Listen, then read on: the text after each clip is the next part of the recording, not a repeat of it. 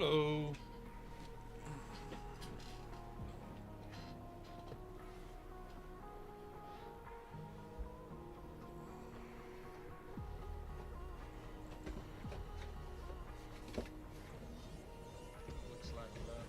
Aries Studios, thank you for the resub. She's 62 months.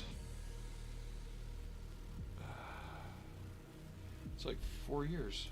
Almost. No, it's over 4 years. Jesus. So this is what we're working on. Krachenvogel. So this is an original one. Wave, when they released this, replaced all the brass parts and metal parts with plastic. And this also comes with the parts to make a functioning light system with a switch. Decals.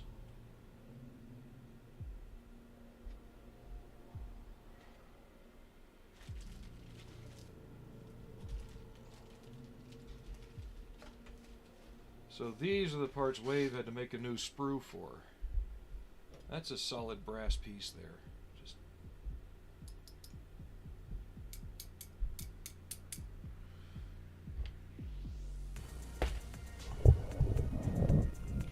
and of course I left the mic on the other side of the desk.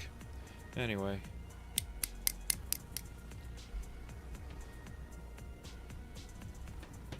Hey Alex. This is a nice piece of photo etch.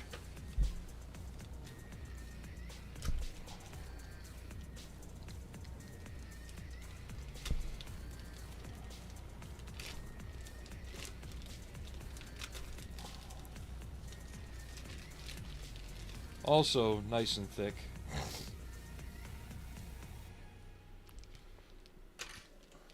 But this is the kind of stuff that people really liked about these kits back in the day. Metal spring pieces, wire, all kinds of fun.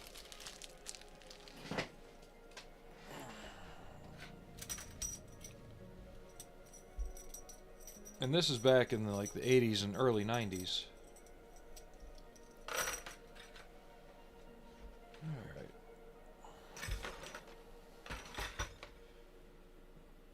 Now this is based on another thing called a new spotter, which is a scout. This is the armed version of this.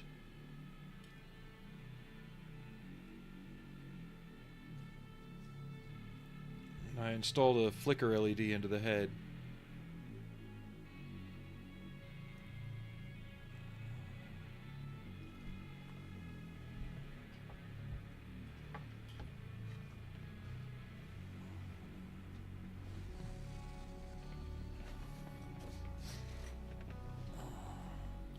You guys all hear me okay?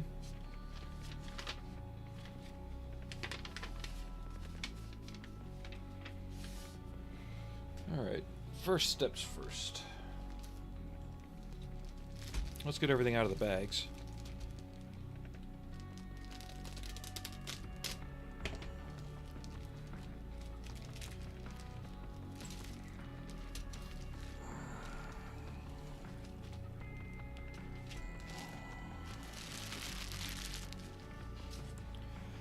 So this piece here will be the switch when it's all assembled. That goes in and it locks in place. And that's what also has, I think, the bottom contact for everything in it. We'll get to that when we get around to building that part. That's the very bottom of it.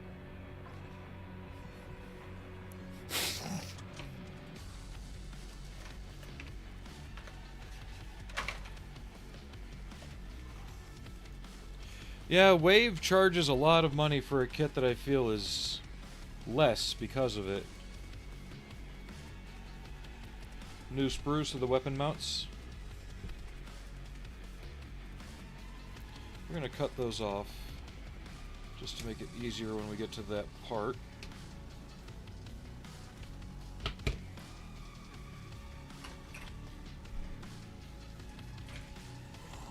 And the head and torso sprue, if you could call it that.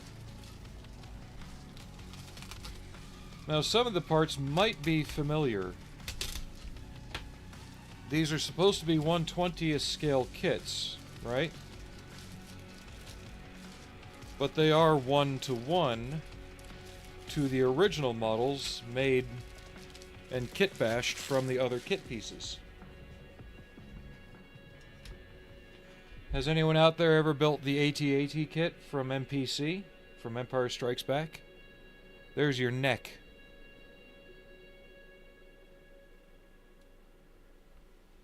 Lunar lander. The Apollo lander.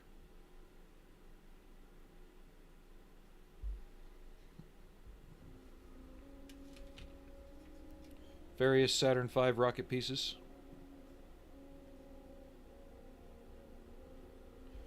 Aircraft radial engine, probably from a Frog kit of some sort.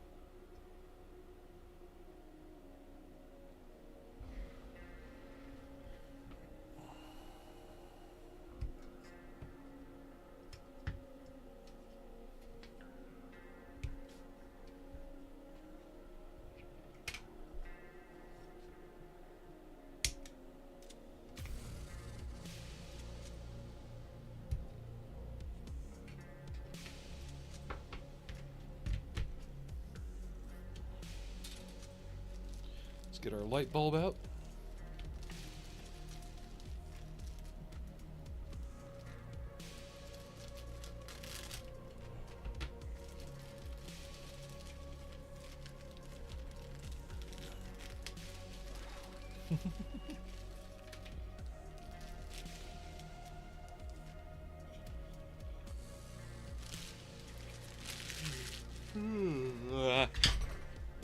Allie? Fenrir, thank you for the resub. How you doing?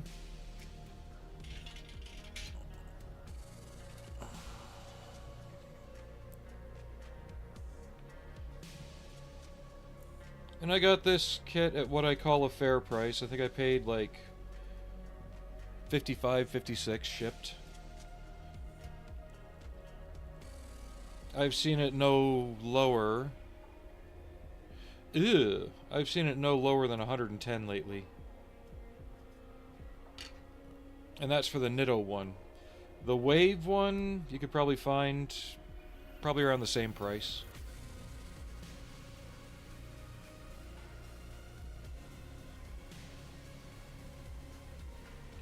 Thing is, I don't know what kind of battery this takes. It gives a description, but unfortunately I don't read Japanese. So, yeah.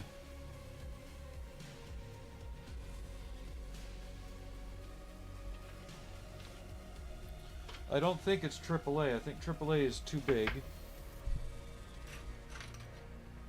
Maybe. No, it might be AAA. Well, I'll be damned. We'll see. Oh. King Tiger. Loader's Hatch. 72nd scale. I don't have that app on my phone.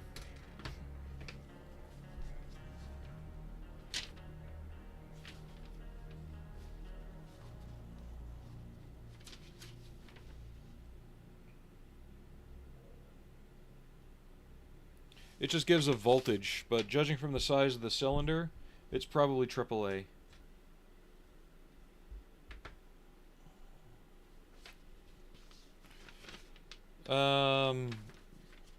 I do, but I don't recall. Let's find out.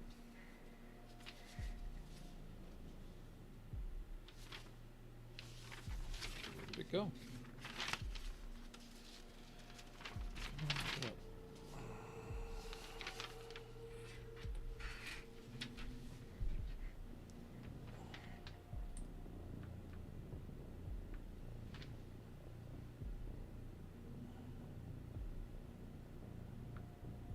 Oh wait, I saw something. Give me a sec.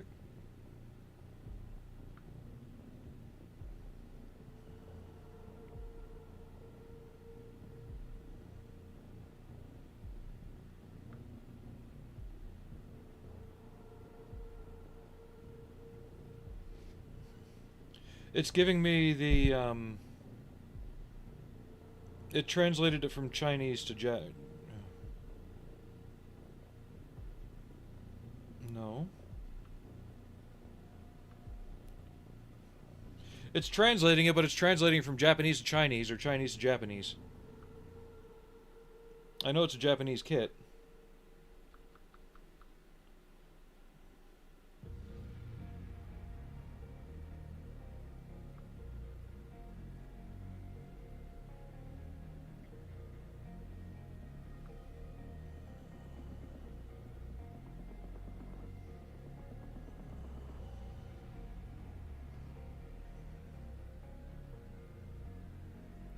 Undefined.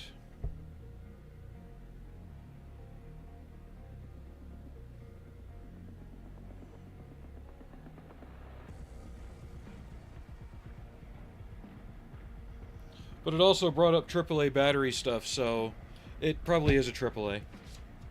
I'm gonna go with that until otherwise. Alright, so I need this. These wires.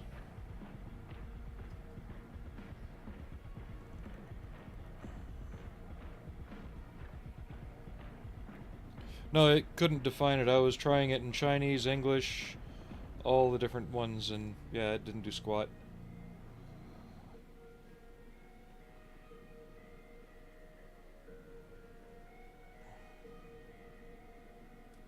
Okay, let's enlarge these holes a little bit.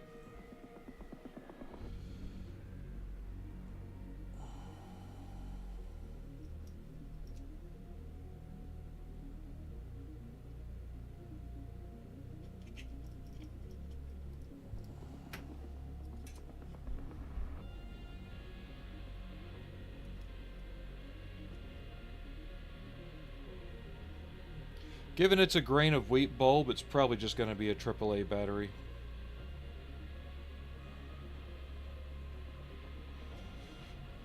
No resistors, just your simple, old-school science class electrical circuit.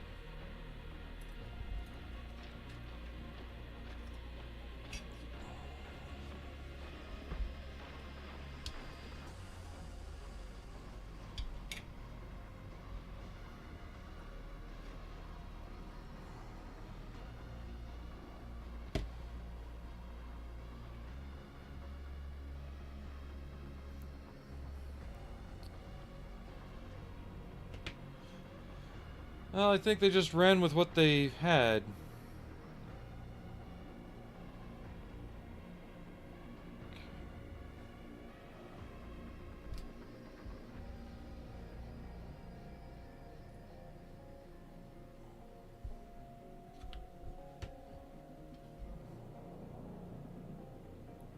I suppose I should test the bulb and make sure it still works. Not being used doesn't mean it's gone bad, but at the same time, who knows what's happened in all this time.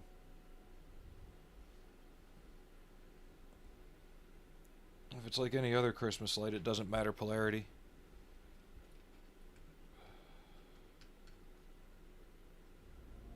Yep, it works.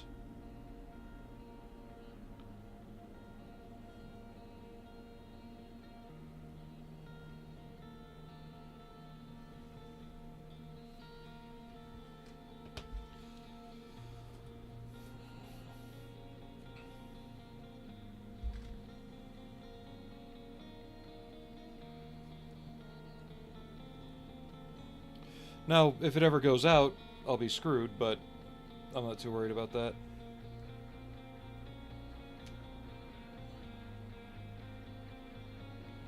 Let's leave that loose. I'll get these glued on. Everything else glues in from the outside. Because nothing's supposed to rotate as far as I remember. Yeah.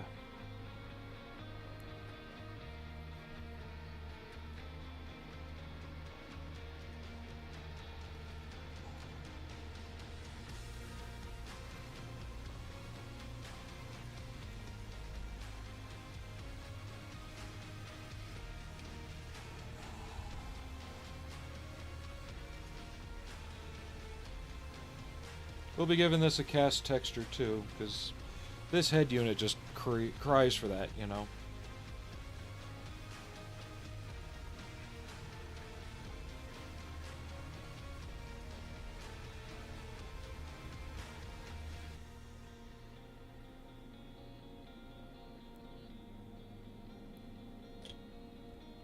Well, it's not an LED, it's an old school grain of wheat bulb. We're talking 100% original.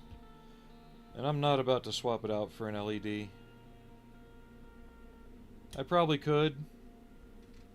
I don't know, what do you guys think? Should I? I just have to throw a resistor on it. I could cut the wires.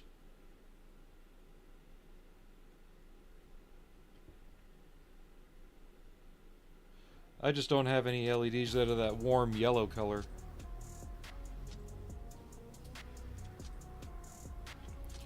And it may be too bright.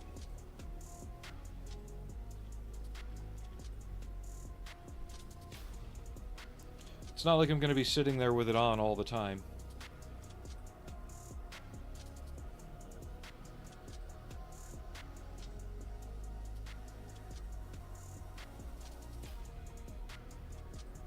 Fuck it.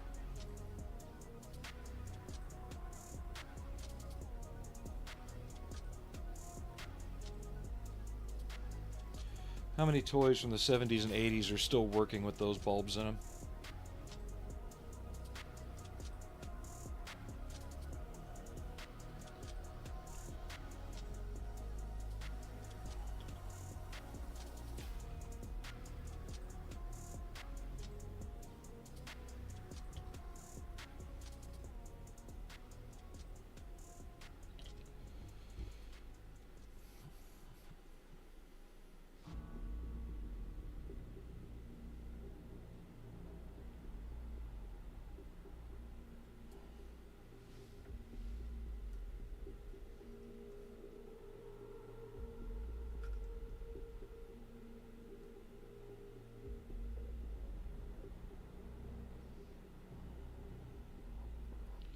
So I'm putting Stalker on hold for a little while. I completed part of a mission, continued on, died to something else, came back, only to find out my autosave is at that mission. And I'm surrounded by the guys who I just said no to. And they're not happy with me. There's about 10 of them. Yeah. It's the mission at the Institute where you have to make your first big decision to side with the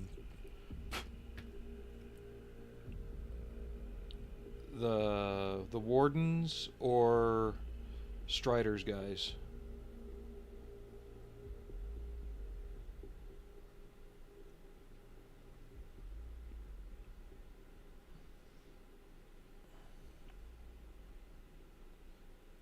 So I'm kind of stuck. I mean, I could probably fight my way out really quick if I can get my shotgun out quick enough and get my ass moving. But it's not going to be easy. And I don't even think I'm a quarter of the way through the game yet because I haven't even run into Straylock yet.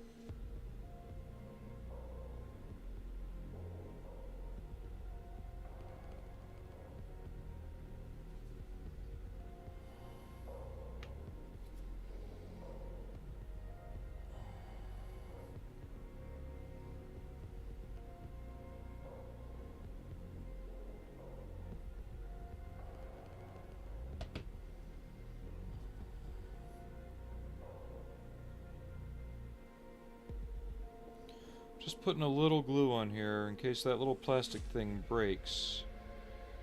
The wires shouldn't go anywhere.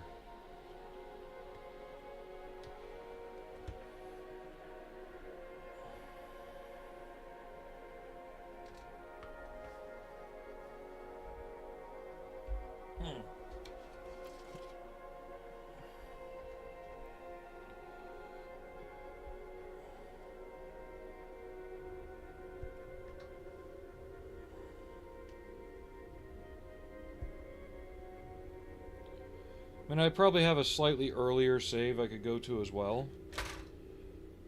But I want to see if I can just go from where I am.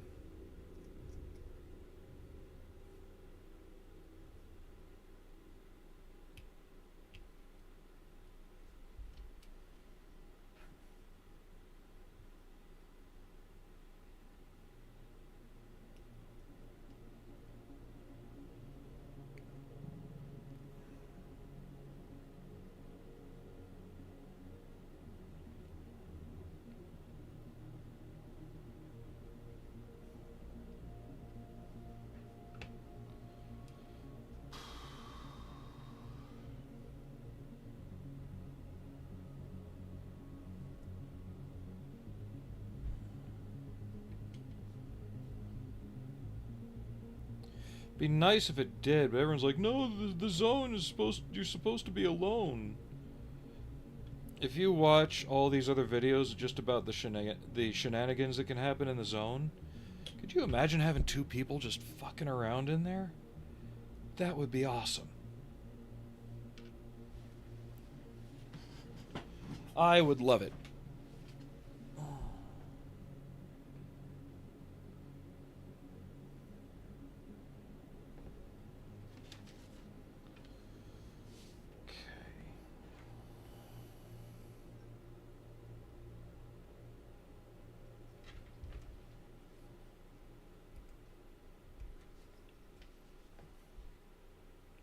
I can guarantee you if they do decide to add a co-op version of something to it, we're all over that. We're on that like stink on Dookie.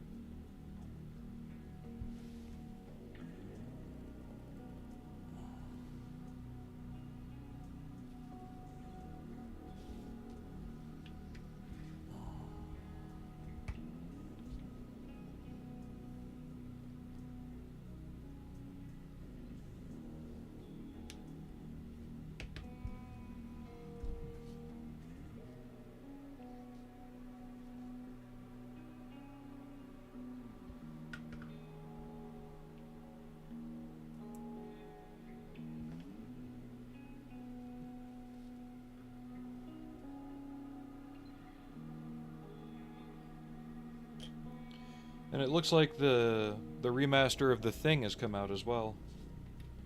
I wish that had co-op. That was a great game back in 2002.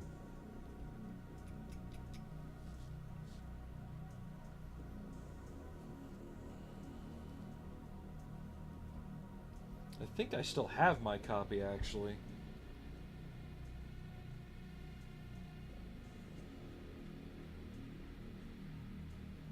Yeah, I might actually have that around here somewhere.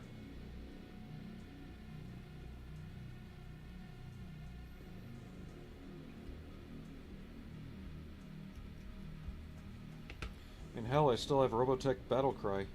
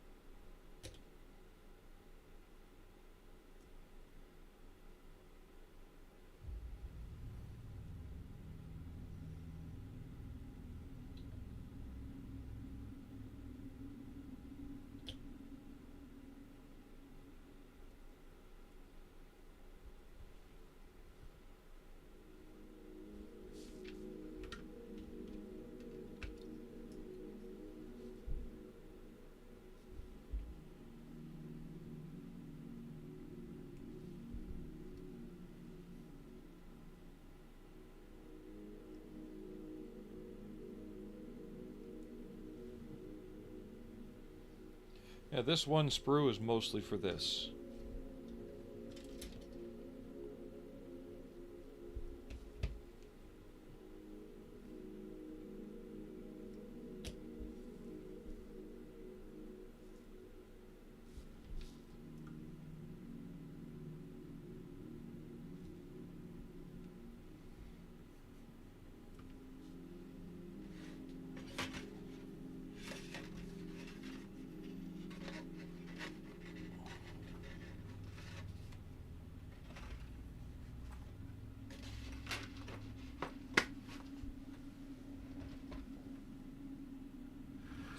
Into the camera.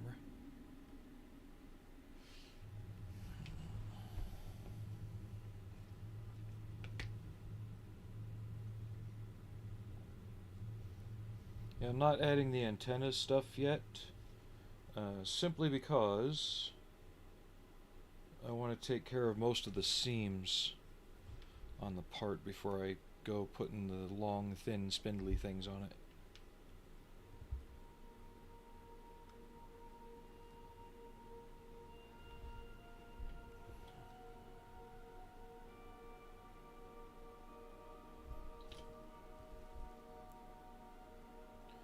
Oh, and if any of the new subscribers on YouTube are watching, thank you for the subscribes. We got 3 in like the past 2 days. So that's awesome.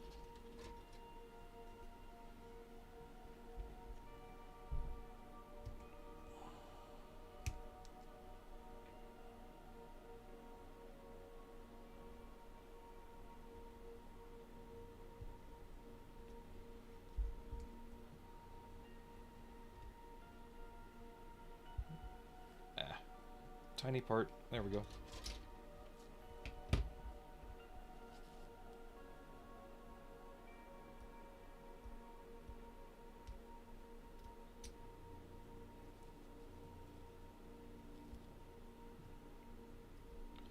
But I still remember back in the 80s, I'd circle these kits, you know, Christmas time type stuff when I wanted models. My father would give me one of the Squadron mail order catalogs and say, circle what you want. I'd always circle these kits and never get them. And back then they weren't terribly expensive. They're actually quite affordable.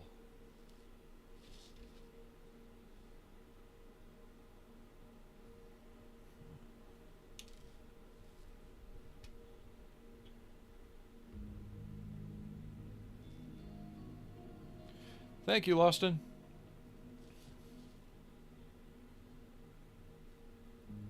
Not mandatory, but it is appreciated.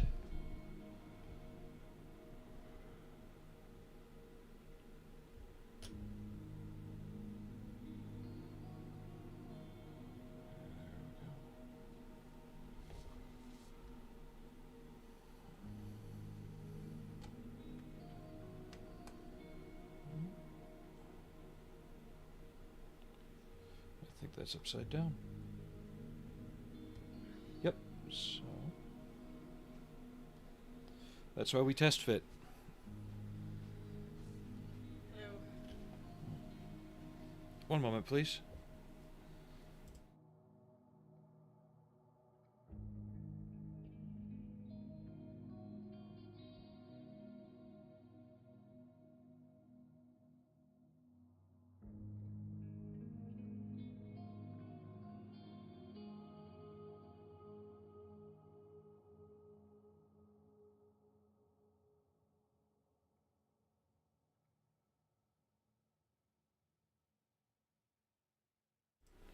Sorry, wife had some things to talk about real quick.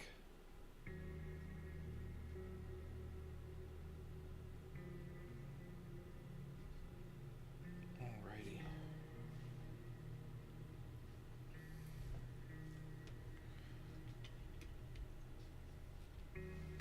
I'm gonna throw some Mr. Surfacer on these seams real quick. Brush, brush, brush, brush.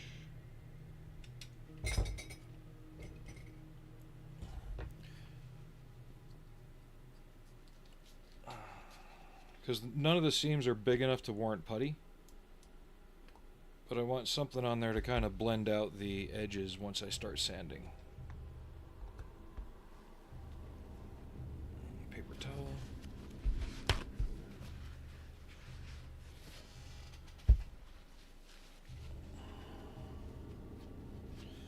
Oh, I remember those.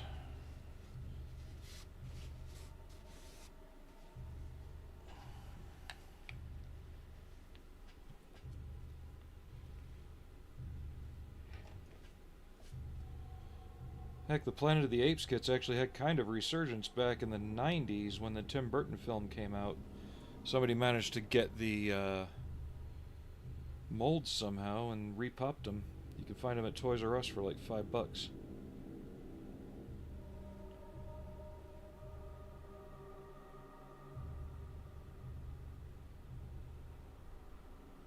So I'm using Mr. Surfacer 500. It's kind of a thick self-leveling primer, diluted putty kind of thing.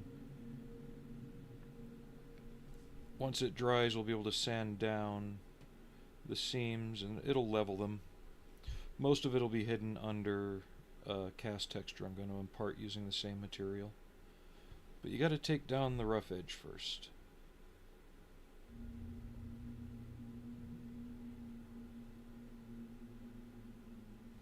It dries a bit quicker than Tamiya putty.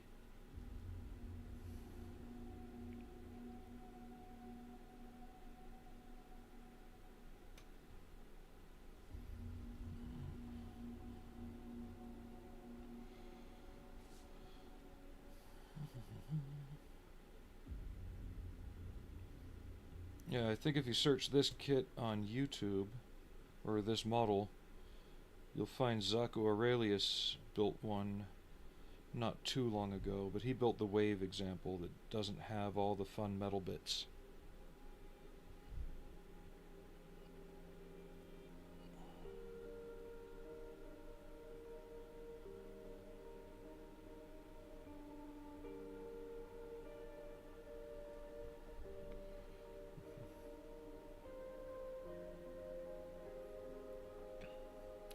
Oh yeah, that's what a lot of us had back in those days.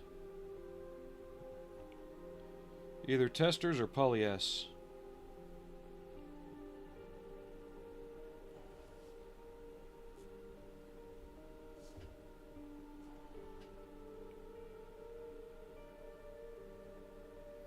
And aside from the dwindling supply of testers at Hobby Lobby now, you can't even find Poly S anymore.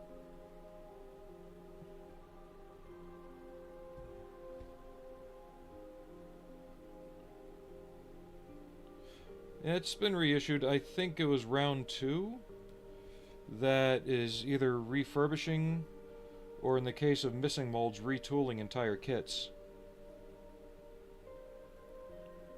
and bringing them back out on the market. Between them and Atlantis, a lot of the kits that were available in the 60s and 70s are quickly becoming available again.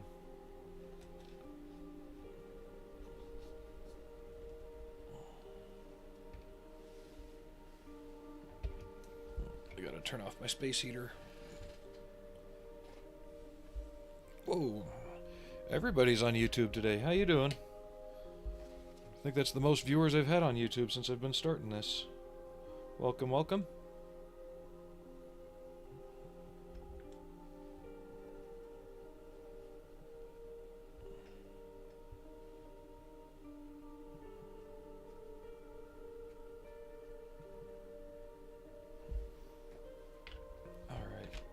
So while that dries, we're going to jump over to a different part of the model.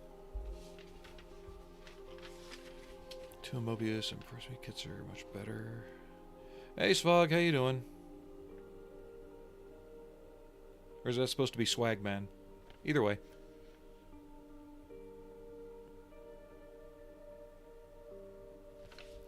Yeah, they've really tightened them up a lot. I'm going to jump to the next step while the head dries, and we'll get the torso part built. And I've got the Krachenvogel's brother right here, the new spotter.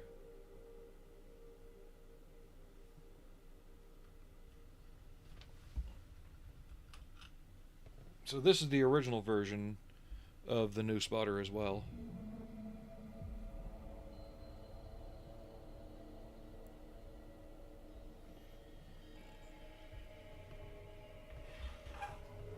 Probably going to paint this in a similar manner. Ah, swag, okay.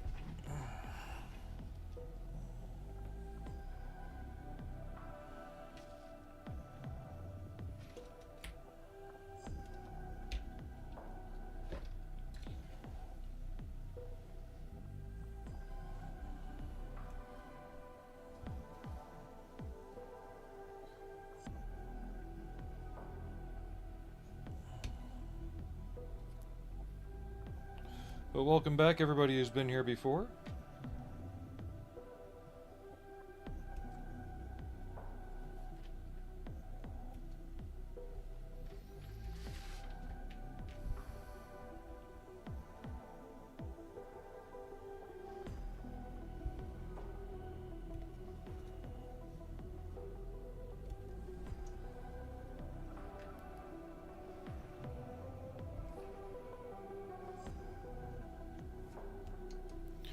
But one model I am waiting for, and I decided last night, I was talking with the wife, MPC, or Round 2, is re-releasing the Cygnus next year. I will be doing another one lit. I don't care if I have to buy 2 of them to make it the right way. They're supposedly releasing it in clear plastic with a hull extension piece. We'll see.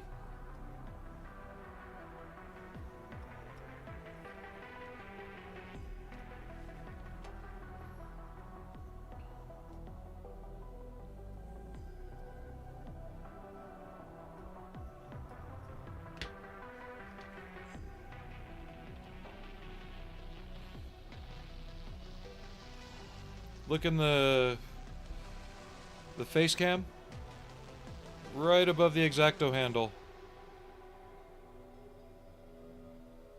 That's the Cygnus.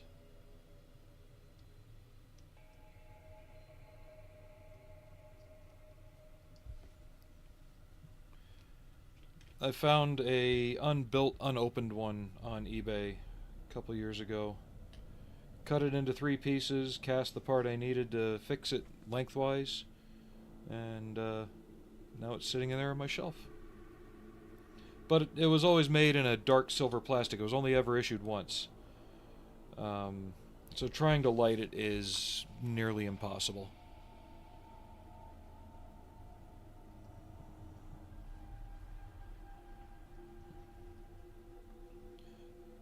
But Round 2 is going to be re-releasing that under the MPC brand with Vincent and Maximilian next year.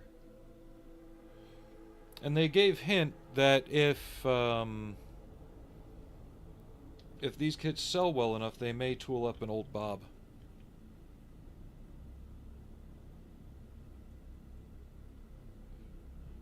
I think as a kid, the black hole was simpler to grasp than Star Wars for the most part. It had the right mix of story and action, and it wasn't just all over the place.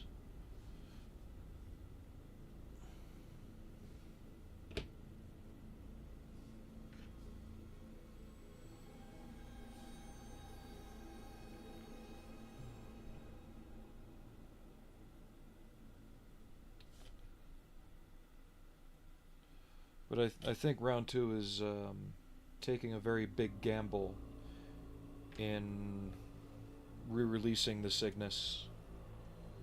Considering the... Oh yeah. Considering how the movie was received... B13.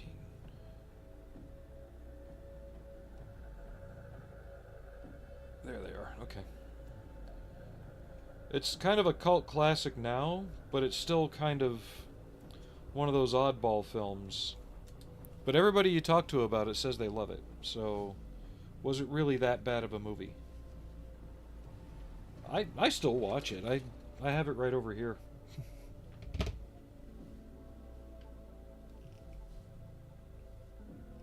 The Blu-ray is hard as hen's teeth to find. Well, it was Disney's first PG film ever.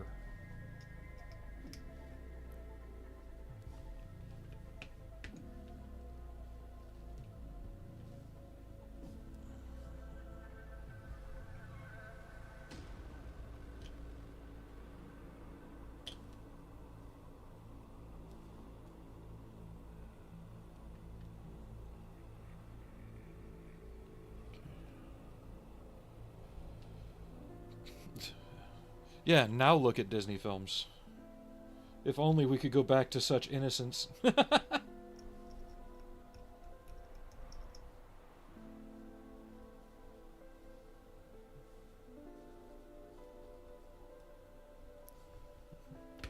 And the thing is, the movie wasn't even released under the Disney label. They didn't have the typical castle at the beginning. It was Buena Vista Pictures.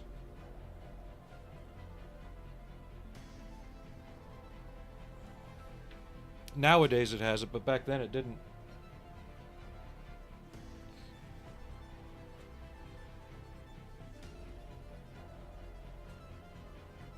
Okay, so I'm making 2 of those.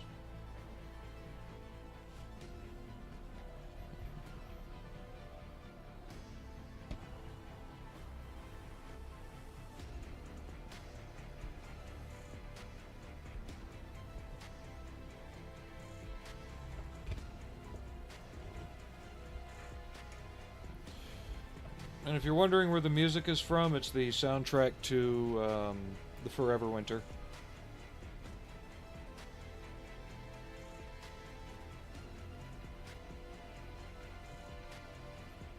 It kind of fits Machine and Krieger a bit.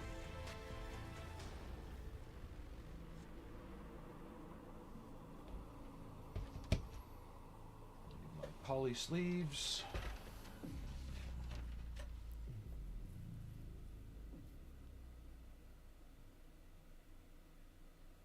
The Rocketeer wasn't that bad, though. Indiana Jones had more. And I could have sworn Rocketeer was 91, but I could be wrong.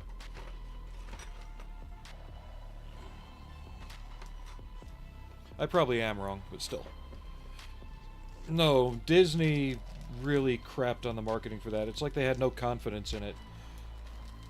But it was one of those 30s serial-style films that would have gone perfectly alongside Indiana Jones and the rest.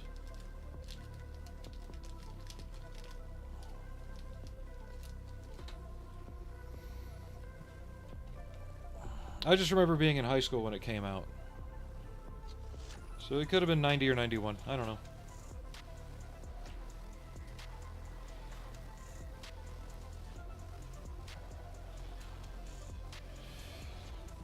I think the main issue with John Carpenter is the age of the subject matter.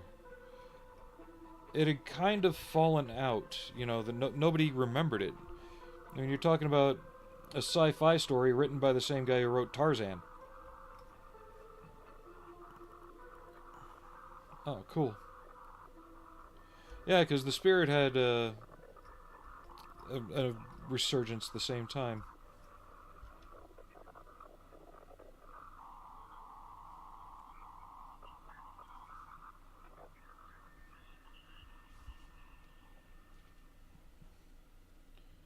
So one thing we will be doing different on this kit is I'm going to try and not use oil washes.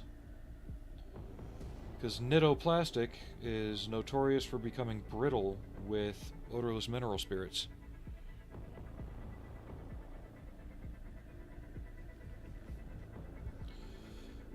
Unfortunately.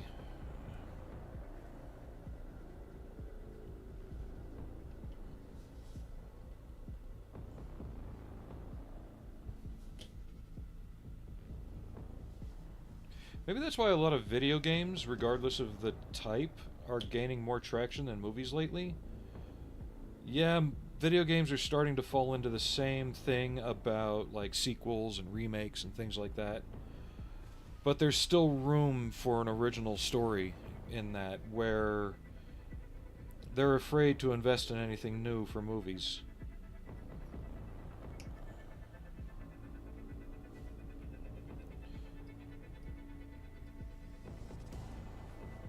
I'm not saying there's not any new films coming out, but they're very few and far between. Like, I loved 28 Days Later. 28 Weeks Later was okay. This new movie? Nah.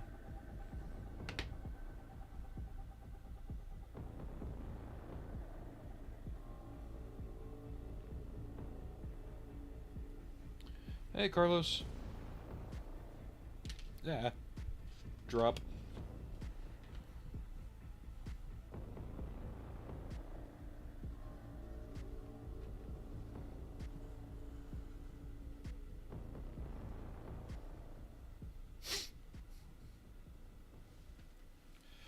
One moment, please.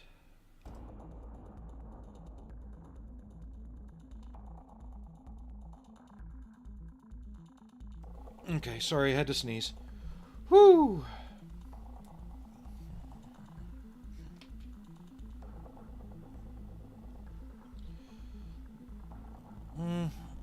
Part of me wants to watch it, but again, it's relying on nostalgia. It's kind of like remaking things that we already know. And part of the difficulty I attribute to things like, you look on YouTube and you get all these videos that pop up. The end of Alien, explained. The end of Empire Strikes Back, explained. Do you really need that explained to you? And if you do, should you really be watching the movie?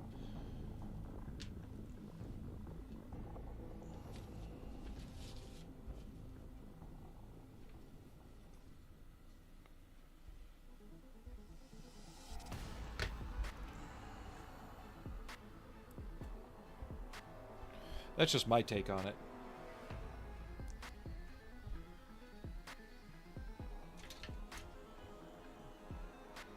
If you have to explain to your audience what happened in the ending of the movie, did you do your job as a filmmaker in making that movie? No.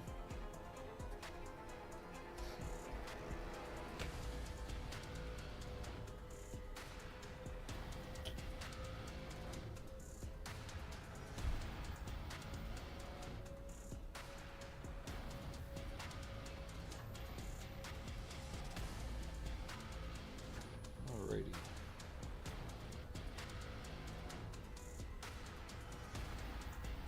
This goes up. Just like that.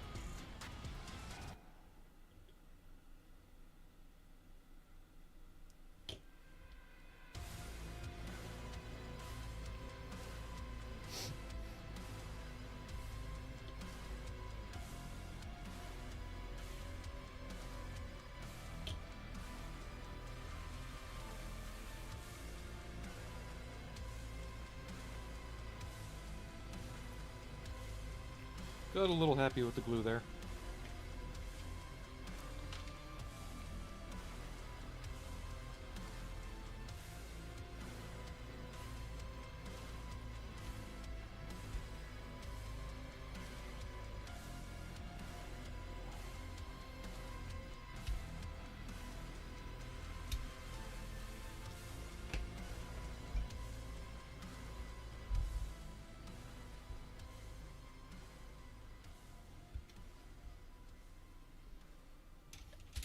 Which is a real shame. I was hoping to see, I don't know, maybe somebody take Peter F. Hamilton's Night's Dawn trilogy and make it into a miniseries.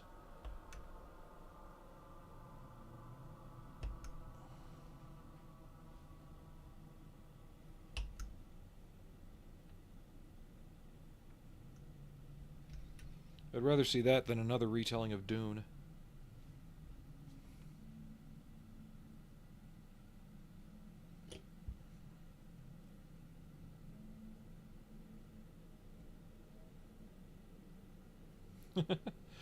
Thing is, they had this glue even back then. It was the 10X 7R series. And a lot of other modelers would go and get the Odie's PVC pipe primer, the clear stuff. Same thing. Methylene chloride and methyl ethyl ketone.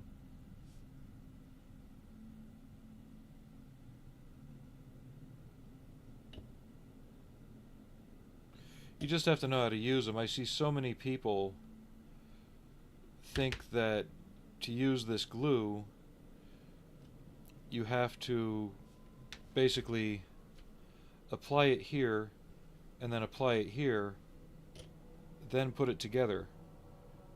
No. It's going to be mostly dried out and just sticky by then. Your model's going to fall apart. You have to lightly hold the parts together, put the drop on, Squeeze. Ah, there we go.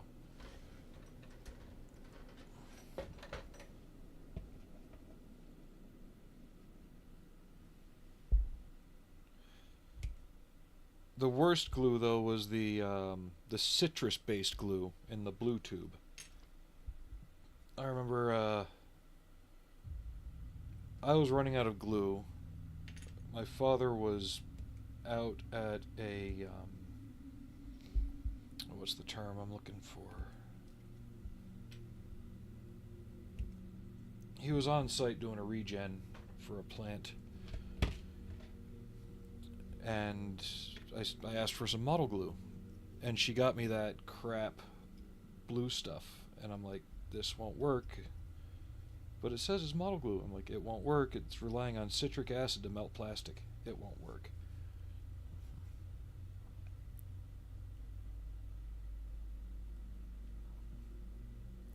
Oh yeah, this is in South Florida, so it took a while for the other stuff to get there, but it did. Or if you knew your chemistry and knew the plumbing stuff, you knew what to look for. But yeah, that blue tube stuff was just, whoa.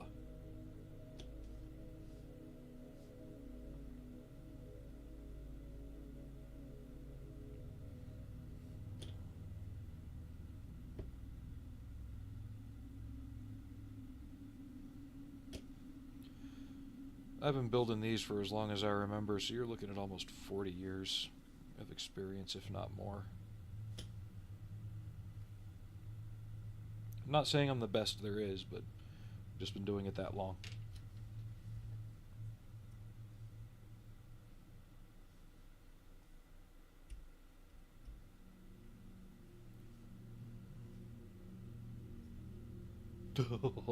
That chunky Elmer's paste that smelled like weird mint, yeah.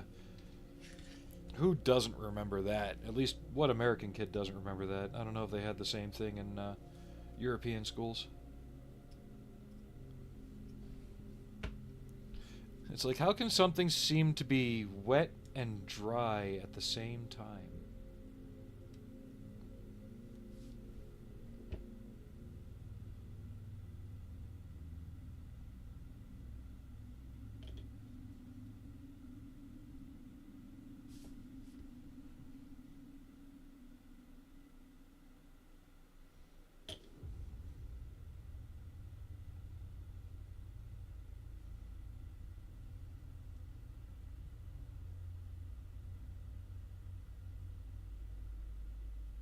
Oh yeah, that was probably the MEK, the ketone, methyl ethyl ketone. So we'll let these dry too. They're going to have a seam to sand down. How are you drying here? Close. Okay.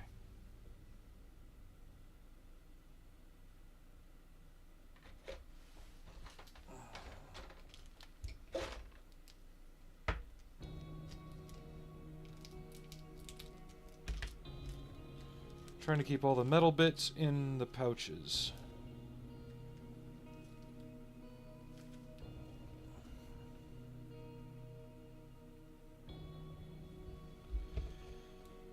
I wanted to get into drawing. Even went to art school for it. And then this really big thing happened. It's called 9/11. And I got out. Went back into the military.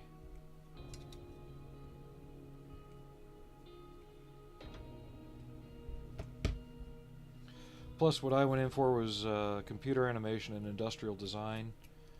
And it was right at the turn of the century when we were making that big switch from digital to analog, or analog to digital. And everything I was learning was going to be outdated by the time I graduated.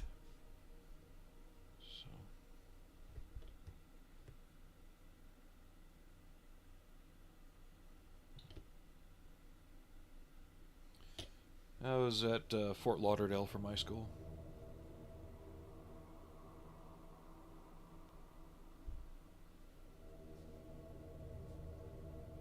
There we go.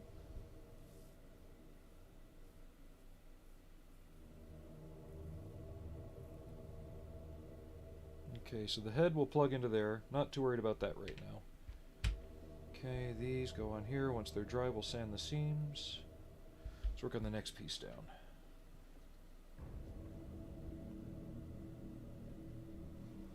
That's cool. Yeah, a lot of the good classic comic characters started up in the Northeast. Hell, I was born in Cedar Grove.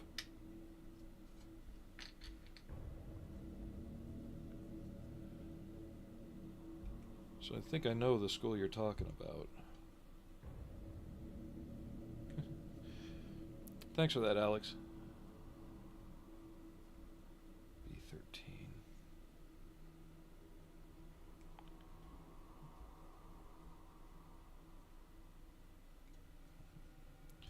Oh, I took models downrange with me too.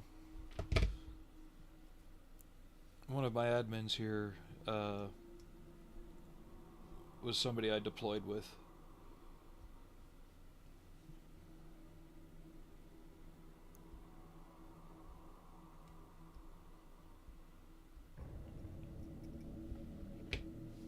I wish I could have done it on a more professional level. It was what I really wanted to do was get into movie special effects, but like I said, that was right around the same time everything was going digital and all the model shops are closing up. Not that they all closed up, but that's what everybody was thinking. Cool.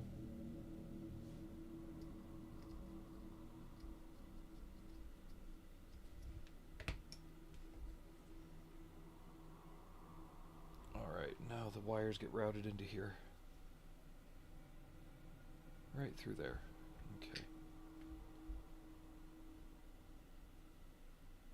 So I can't glue this together yet. Yay!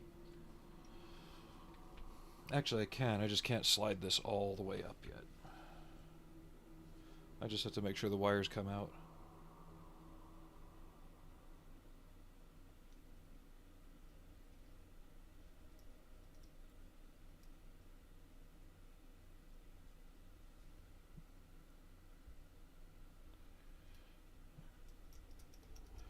Oh, I remember I had an uncle that lived in West Orange.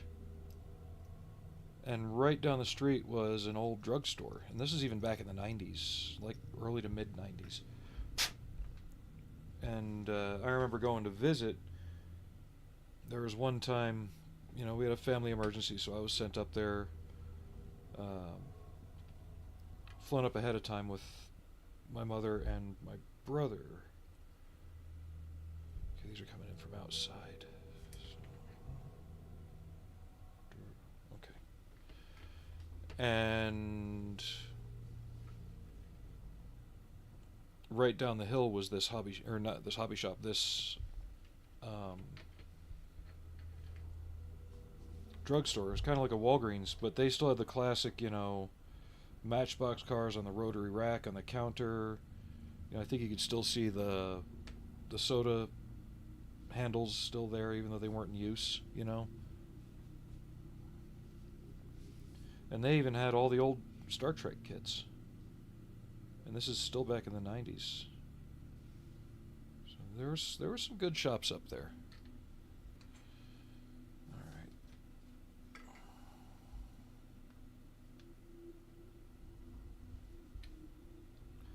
As long as I'm able to pull those through easily, I'll be alright. Because this gets glued to the bottom of this.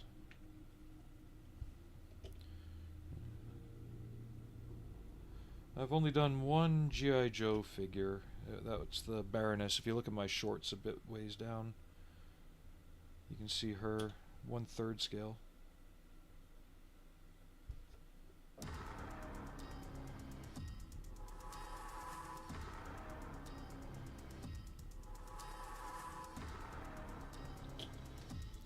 Well, it's all owned by, I think it's Mattel now.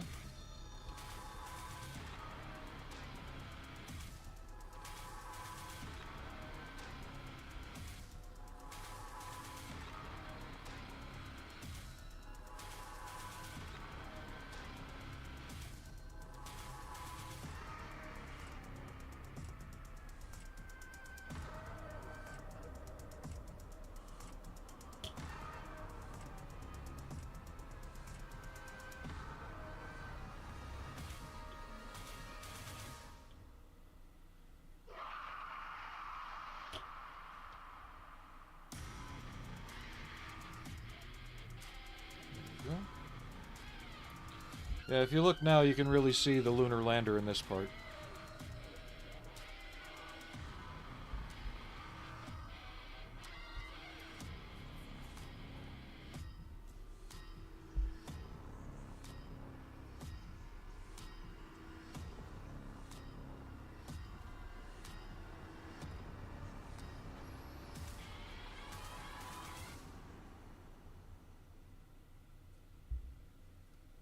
It's glued there. Yep. Okay. I was surprised. Like, I don't know if you guys watch. He hasn't had a video uploaded in like 7 months. An Australian guy, Marty's Matchbox Makeovers. He did some nice stuff. But one thing I always found interesting is a lot of the older ones had an amazing amount of fine detail on them that got hidden by the thickness of the paint that they put on them. Let's try some wet sanding here.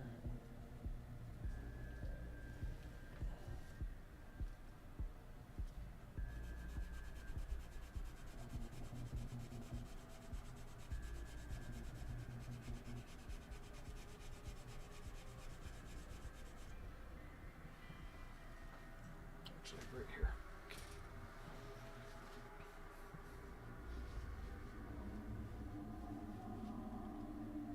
Yeah, that's actually sanding down really well. So let's clean this up. We'll do the cast texture, then glue on all the other small bits that go on the head and press on with the rest of the model.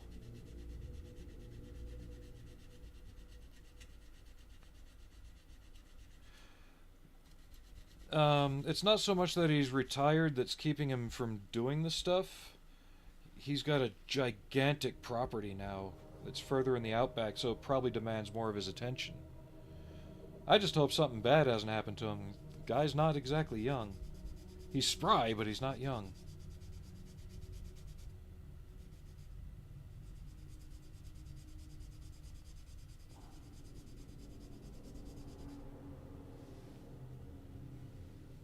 I'm not worried about getting the seams perfectly flattened. I just want to make sure I can't feel a ridge or see a recessed area too badly. I'll be stippling on a coat of Mr. Surfacer.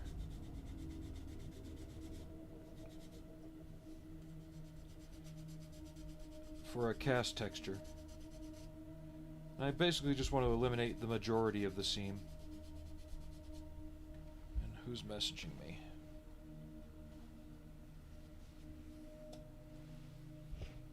Sorry. Just making sure it's not something important from the wife. No, she just let me know she's going to be doing some stuff out and about. Okay. And that's the notification from Loston. Again, thank you for the sub. It is much appreciated, but not required.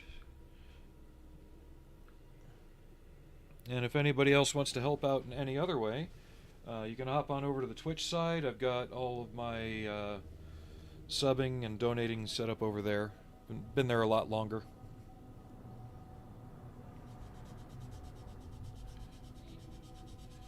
Yeah, I just hope Marty's doing okay. I noticed he hasn't uploaded a video in like 7 months when he was actually kind of getting back into some form of regularity for a little while.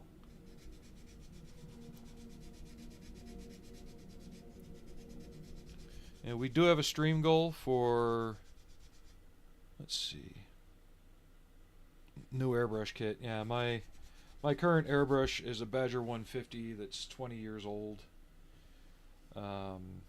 It's got sentimental value, so I don't want to send it back to Badger and have them just outright replace it because of its age. So I'm just looking to get a new kit, a new compressor. They're showing their age. One way or another I'll get it, just that's the stream goal.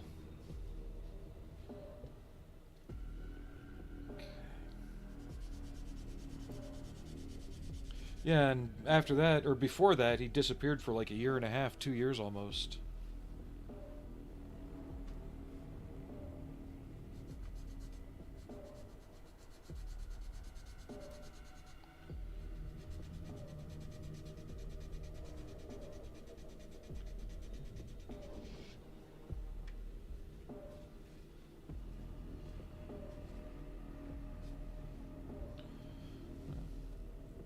I just like to think that his current homestead just requires a lot more attention.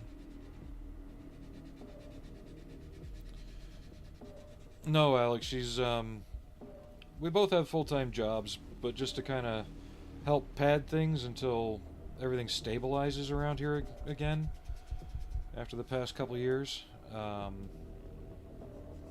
She does Spark on the side.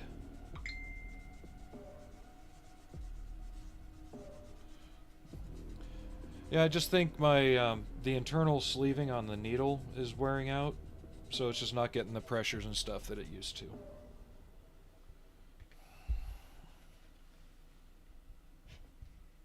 Lady, what?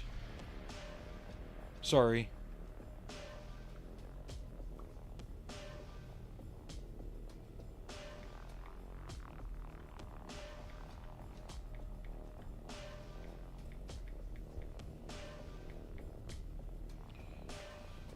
Just asking her to stop interrupting me.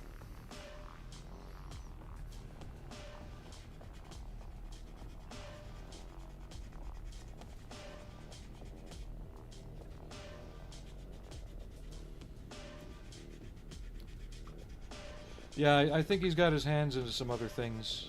So. Wish I had that kind of property, though. It looks amazing. That's like the Australian equivalent of just moving out to the middle of the woods where no one can bother you.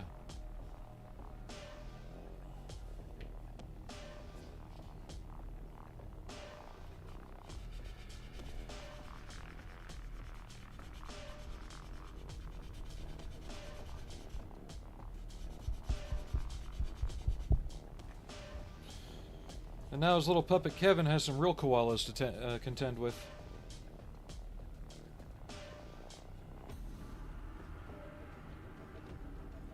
Sorry, just dipping my sandpaper. For something like this, I usually throw... What grit is this? I think this is like 300 grit. And this is just for taking down basic seams and stuff. Putty. Works good wet. If I need to polish it, I have all the other grits to, you know, knock it back to smoothness. But for this, this will be fine.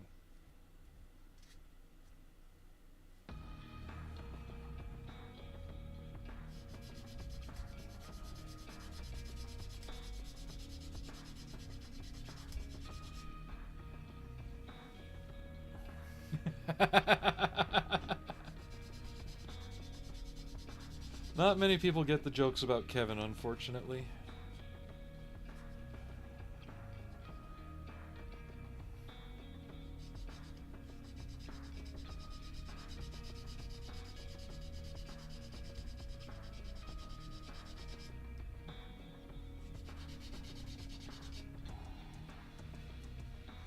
Thing is, I would have liked to have seen more of what else he builds and works on, because you see a lot of, like, other models in the background of his stream, you know?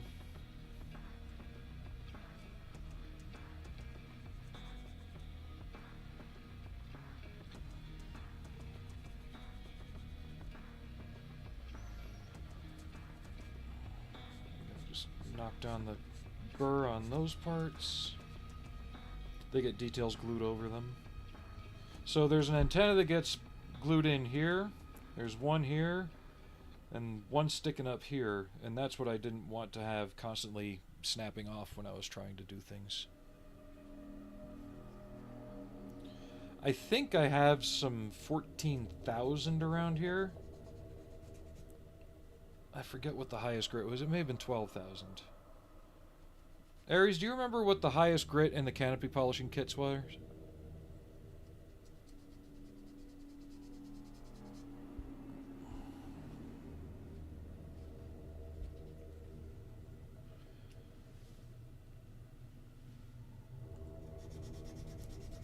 I know it was in the 5-digit range, but I've got some of that floating around here somewhere.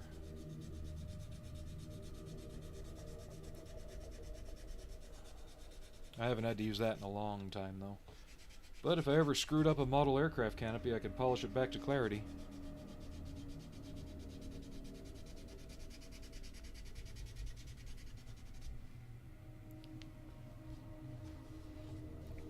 go. Yeah, that's good enough for what I need to do. Close this up for a minute. Get my scribing tool out.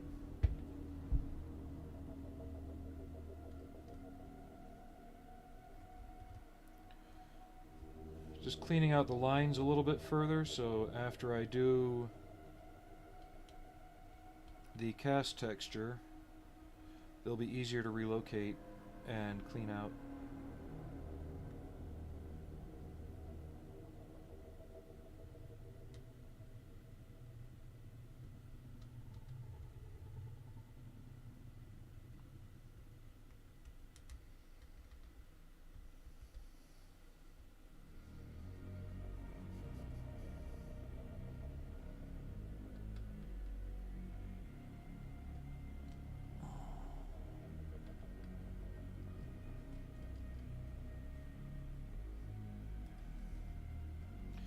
Yeah, most times you don't even have to go as high as 7,000. You can usually stop at like 2 or 3 and then hit it with a like a Tamiya polishing compound or something.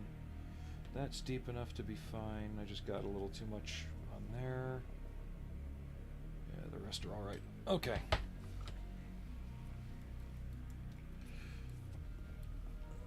Cast texture time.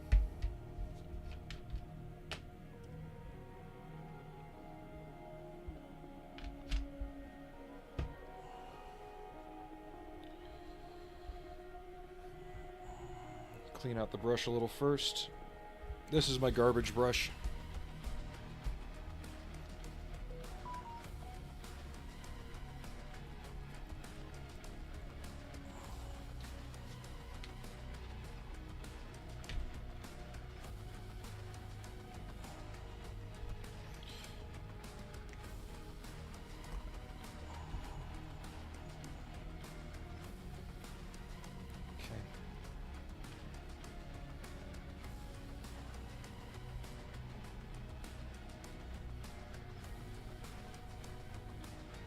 So I've done this on past streams, but I'll still do it on this one.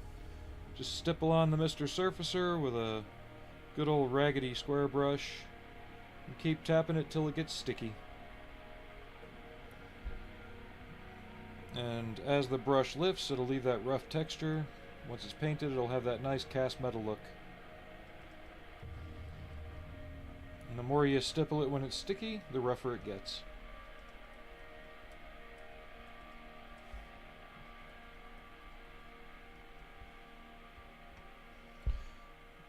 And if you think you got it too rough, you can always just go back with a little lacquer thinner, wipe it down, or even sand it a little bit.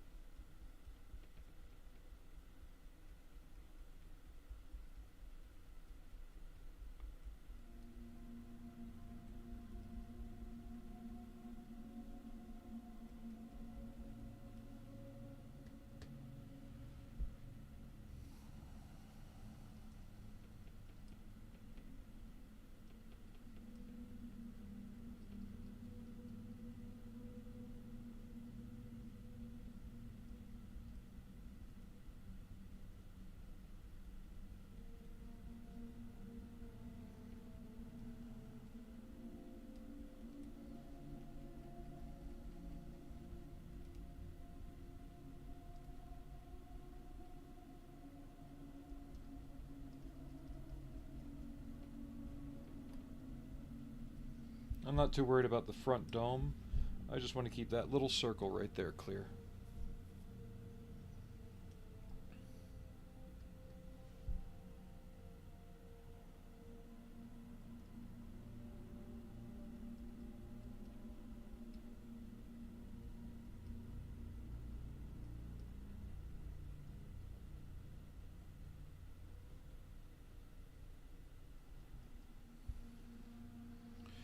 Once I get done doing this, we're going to take a quick move around break. I try and make it a point to get up every hour or so, move around a bit, get a snack.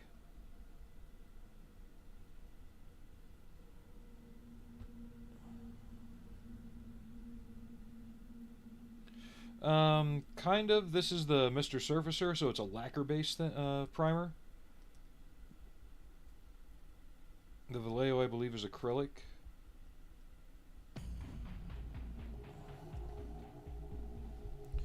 So this bites into the plastic a bit more, I think.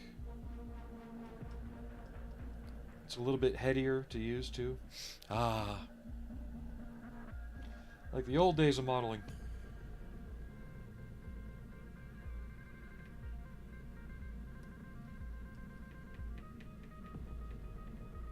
Allie girl.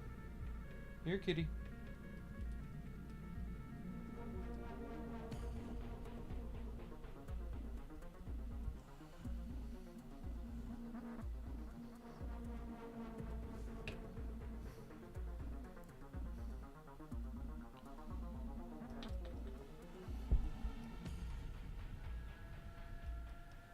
What's she doing? She's just wandering around.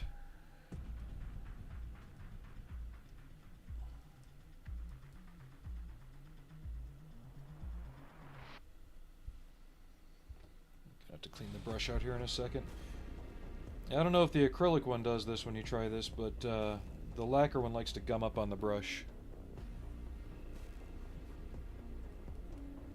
I very rarely spray prime. About the only thing I prime, to be honest, is something that I know I need to have a good finish on, like a car body. Anything else, like a tank or a figure, I just go to the raw plastic. I raw dog it.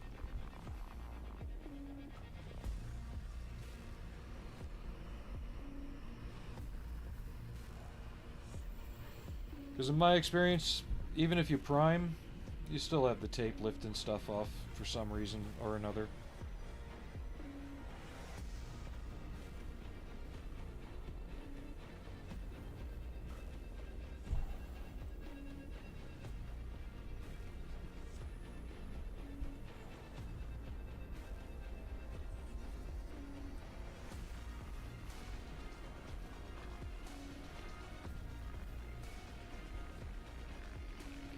Clean the brush out real quick. It's gotten a little clogged. I'm really trying to get everything over to acrylic. There's just some things I haven't found a suitable replacement for.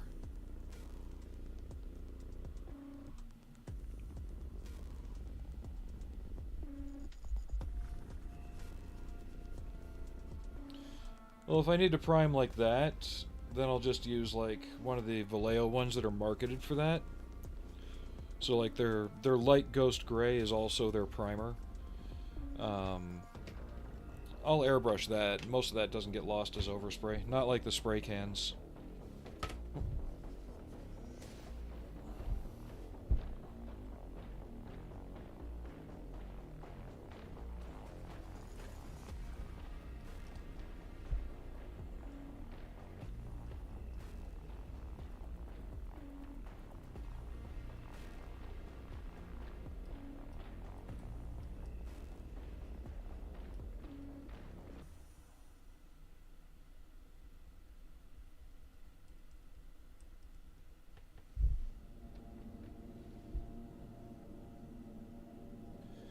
And I'm still trying to put stuff together for the display base on the Mark 44 suit. I haven't got back to that yet.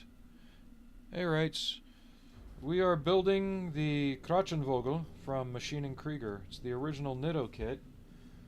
So it comes with all the nice chunky brass pieces like this whatchamajigger and this solar panel arm.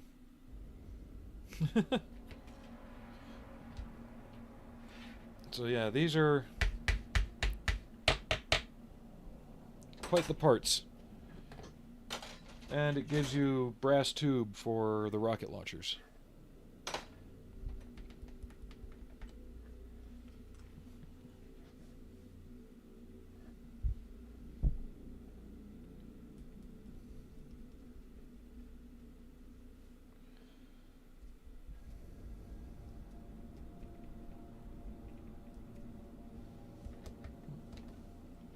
So we are almost done here.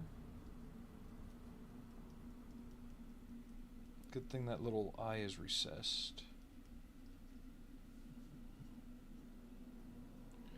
And thank you for the sub.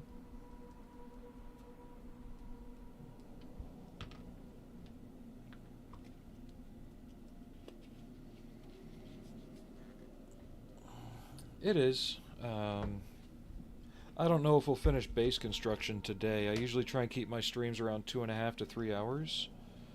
But the rate we're going, if things keep, if things keep going and conversation stays good, we'll stay at it.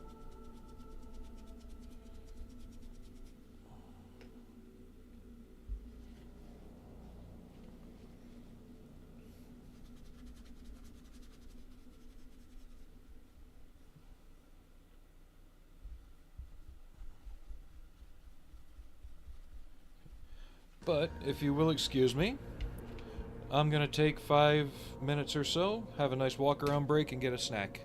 So I'll be right back. Don't go anywhere.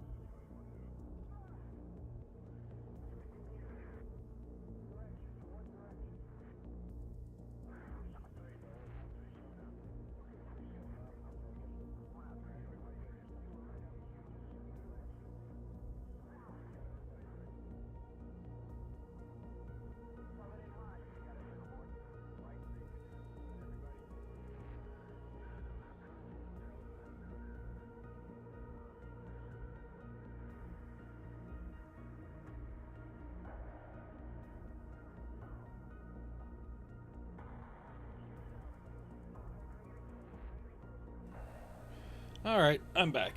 As far as a tour of the cabinets, camera's not really movable, but if you go and look in my short section, a lot of the figures that I've got in the cabinets, especially the center one, are in that short section. Okay.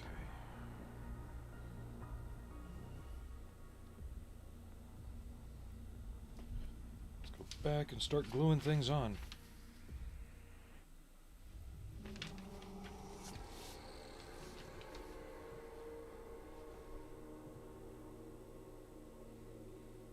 Okay, how far are we? Trying to select the next music. This one's running down.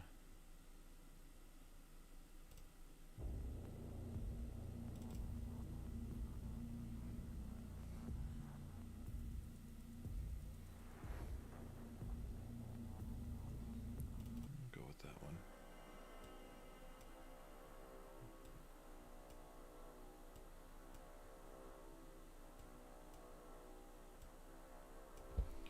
There we go. Yeah, I've got some 3D print figures I want to work on soon. I've had them printed out for a while, just I've been having a lot of like concentration difficulty lately, so I'm kind of bouncing back and forth between subjects.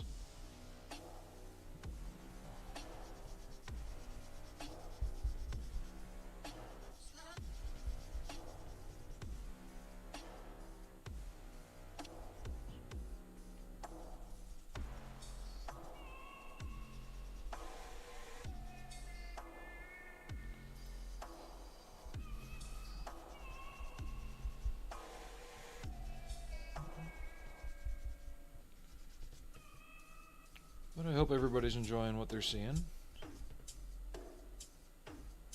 Nothing spectacular today, I'm afraid, as far as paint work. Get a new paper towel here.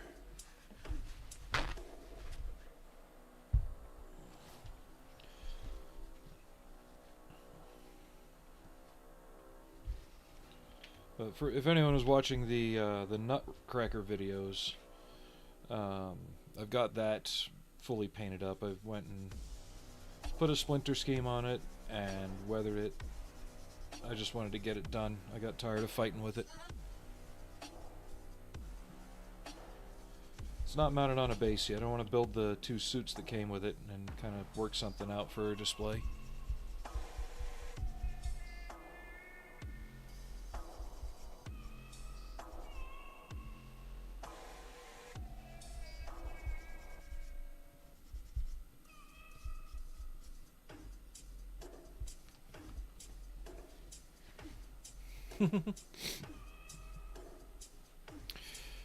Yeah, I don't buy from Etsy.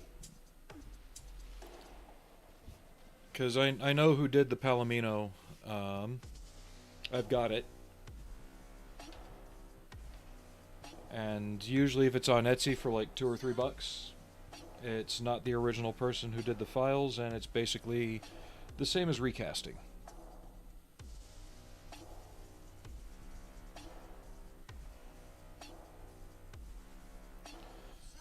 Oh, I've still got the Hornies to do. The Mark 44, that's the Hasegawa kit, but it's still in the same vein as the Nitto kits.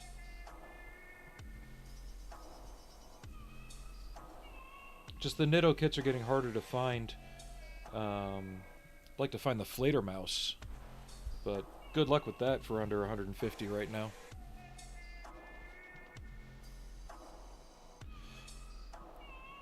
Do you remember who the seller was? Because it should have been like goldenarmor.com or something like that. They do a lot of prop replica stuff. Where was I? Okay. Back to the Ace room. But the files themselves shouldn't be more than $24.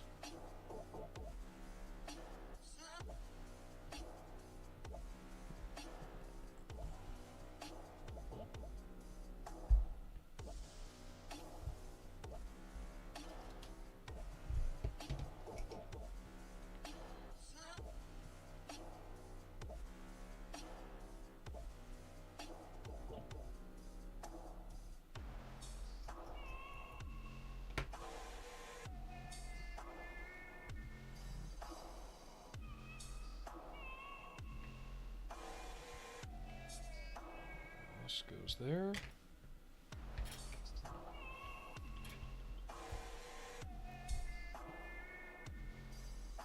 But sites like Special STL, anything like that, if you see files on there that are cheap, don't buy them because you're not supporting the original creator.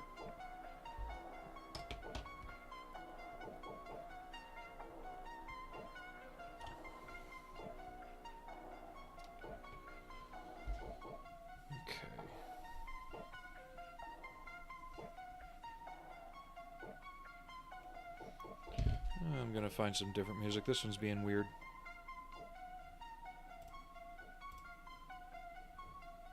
I need something a bit more chunky.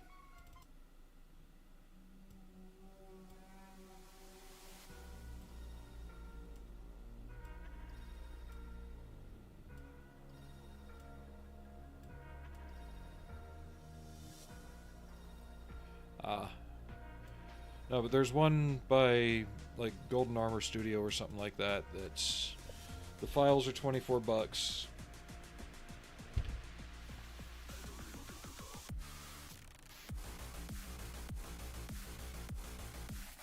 There's only ever been one good Cygnus outside of the MPC kit, but that was available on Shapeways, and well, they went under this year.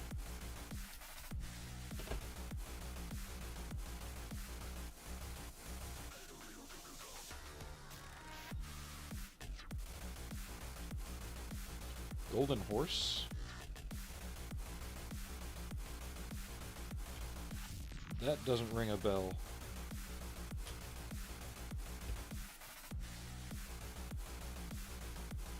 So just give me 1 second.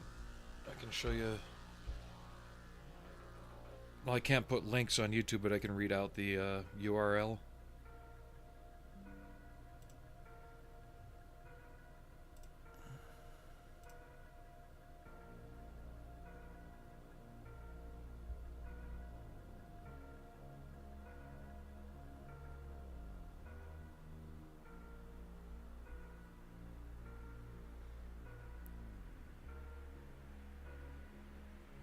I have so many links to STL files, it's ridiculous.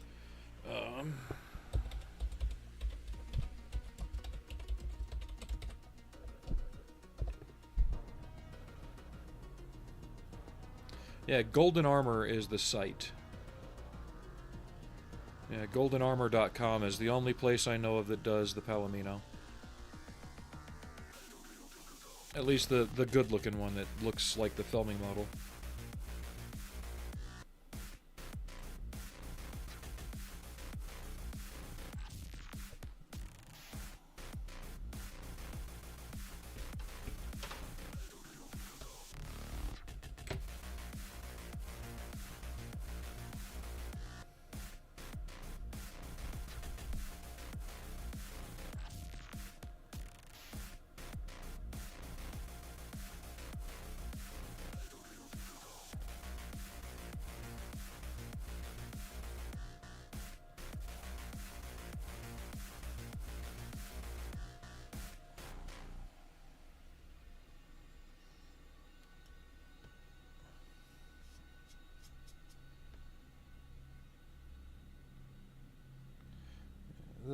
The same company also does the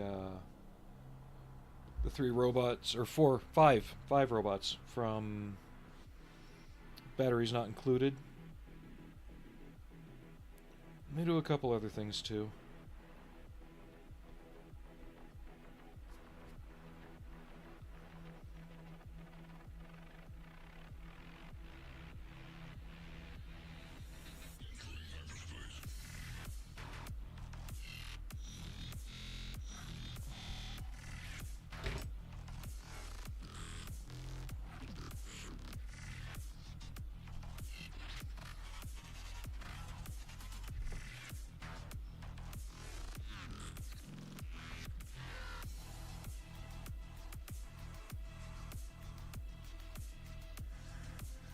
How in the hell did that happen?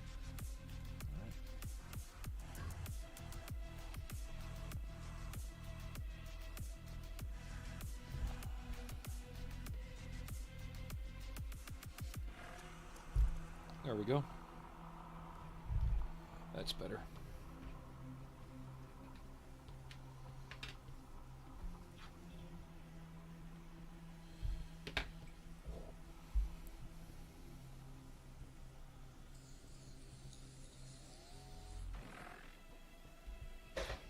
Like, every now and again, I buy files from a creator called Ritual Design, or Ritual Casting, and I spot his files popping up from time to time on other sites being sold by other people that aren't him. Really good guy, goes by the name of Ben Douglas on Instagram.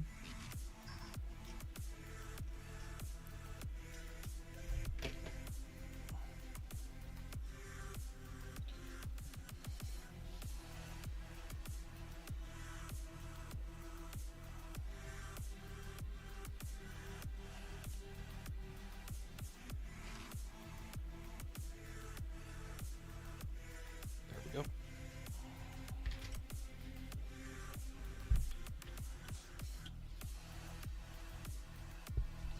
Yeah, golden armor makes some good stuff.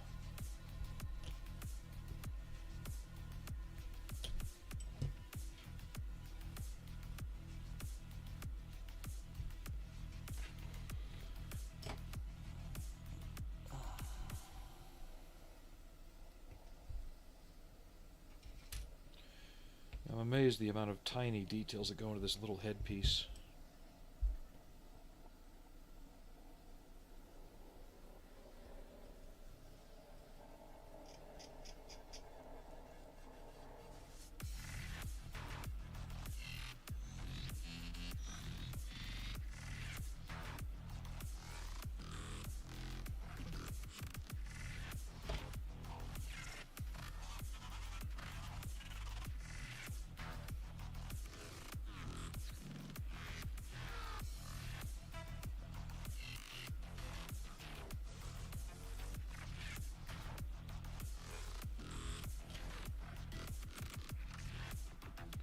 Yeah, I wish I could recommend Gambody for stuff, but they try and crank out their models so quickly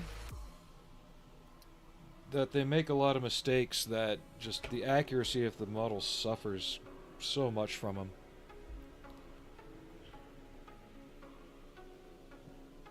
You're welcome. Yeah, it's probably the best Palomino you're gonna find. There we go. I might give that a coat of clearer red.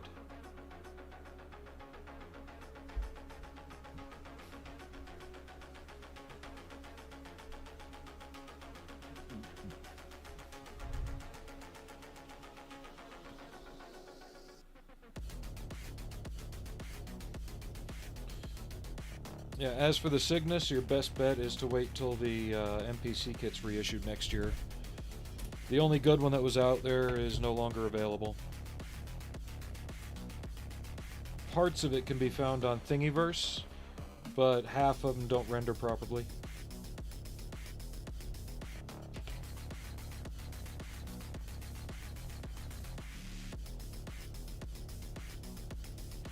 And that's the one that prints out to be like 6 feet long.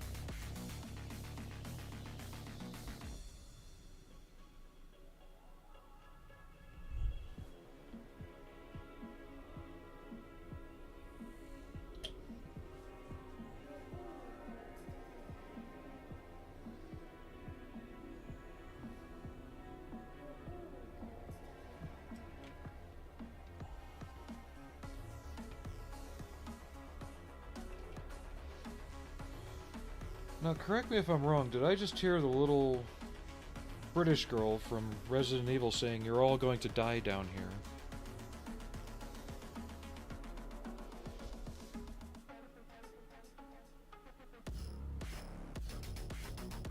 In that song. Yeah, I think I did. Anyway.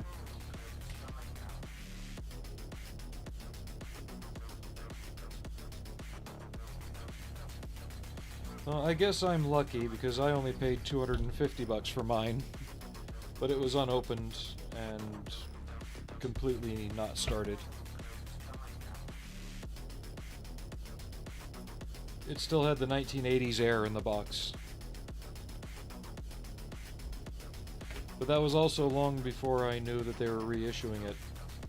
And I even called it while I was building it. I was building it on livestream, and I commented this at watch. Within a year of me finishing this model,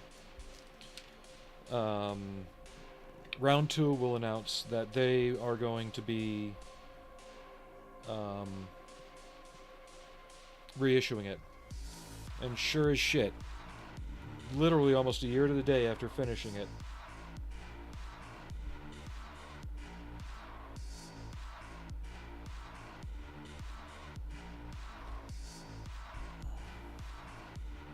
I just can't win.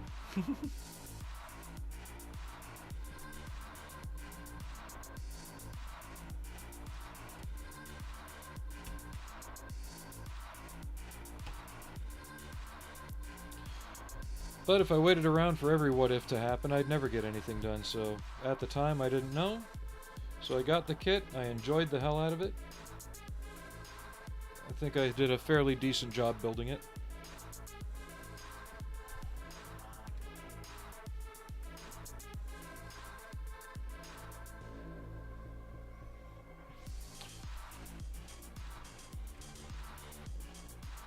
I just hope they're able to do it in the translucent or clear plastic.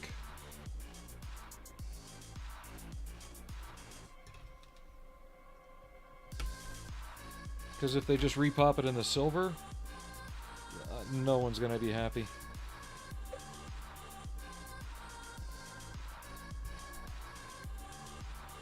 It's one thing a lot of the people who want this kit made clear to them when they announced it is we want to light it.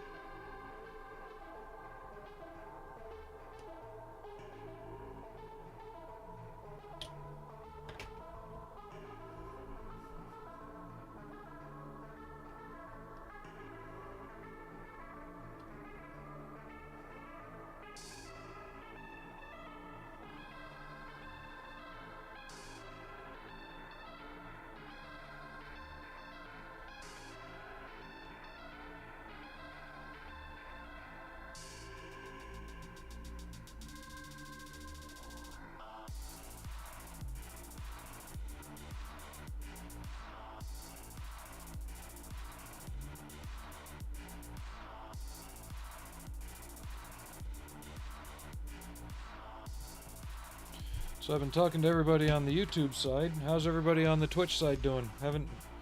We've been quiet on the chat side from them.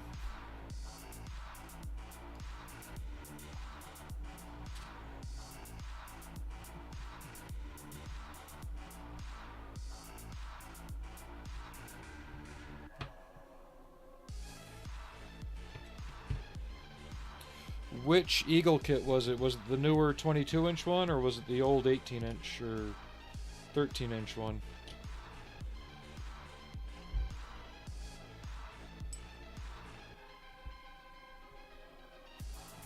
You can still find the C57 pretty easy.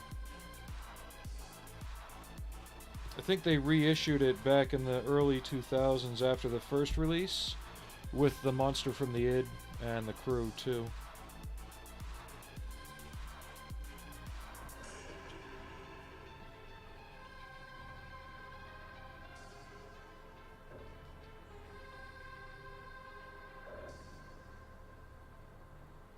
It was the bigger one? Yeah. That one's harder to replace because it's still out there, but people know they can get top dollar for it, which is a shame.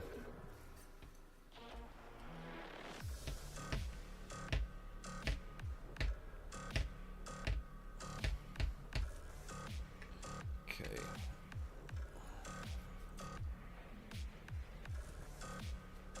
I have the movie poster Robbie just to finish building. And then I've got Smith and the robot to finish from Lost in Space. I need to find my millimeter ruler.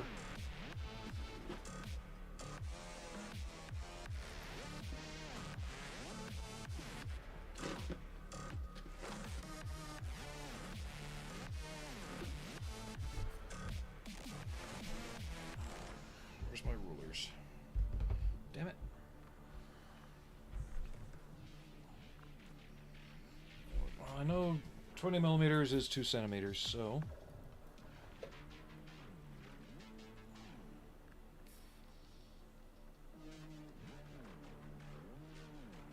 23. They got so many different wires spread on both bags of the kits, you don't know which one you're supposed to use. Check yours, make sure the tracks aren't resting against the clear piece. There was a big problem with the original issues where they shipped it and the tracks were shipped in the clear piece and the vinyl ate into the clear plastic. That wasn't good. Okay, that was just a staple, I hope.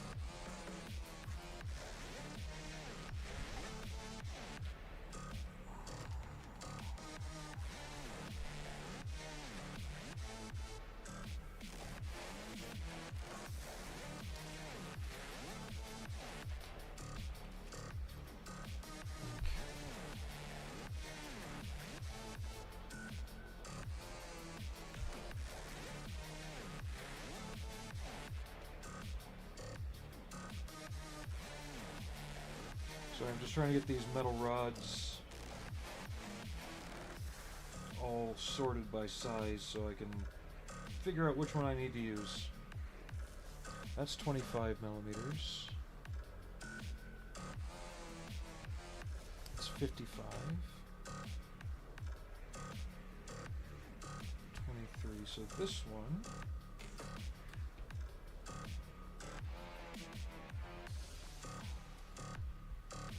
Spring is 12 millimeters.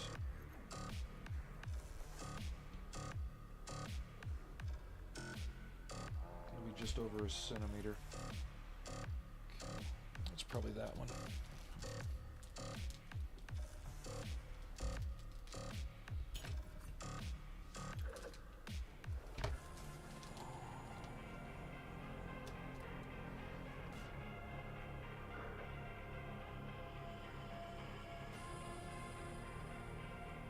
That'll be it. Okay. I'm paying attention. I'm just trying to sort through these parts too. Sorry.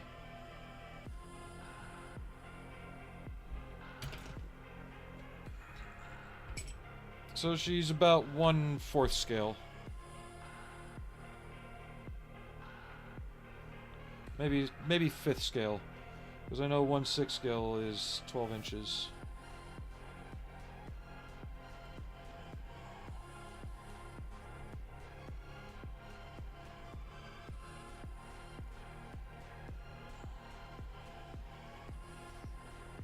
And like I said, I did a 1/3 scale Baroness.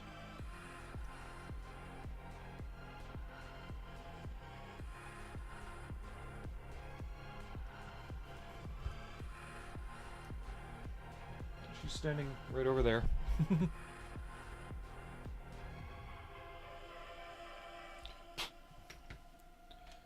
Now, is it the Yvonne Craig Batgirl, or is it the newer one with the red bat on the chest?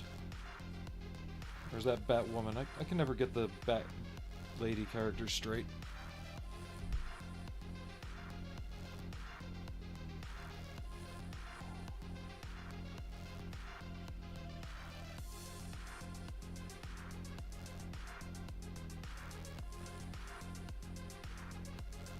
Okay, there's that. 22 millimeter. So none of the... might be that one. I should really be doing this over the box.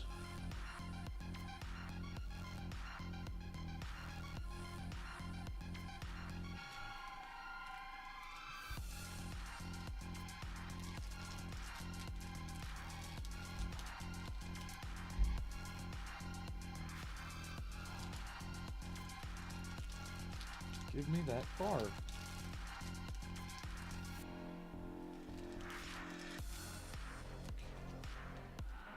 Thin metal wire goes in here.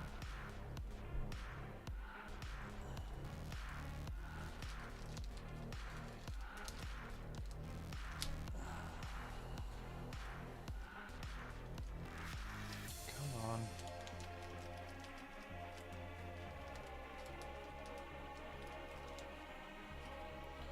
that goes on the arm piece. Stay over there. Those are battery parts. And that's what I need. Close enough.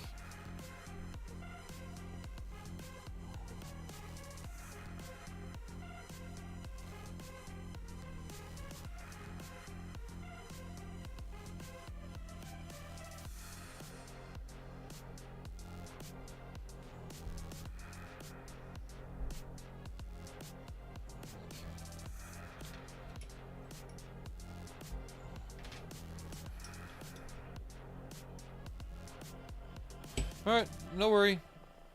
Thanks for hanging out and watching. You have a good night. Or day. It's still kind of early. It's almost 4 o'clock.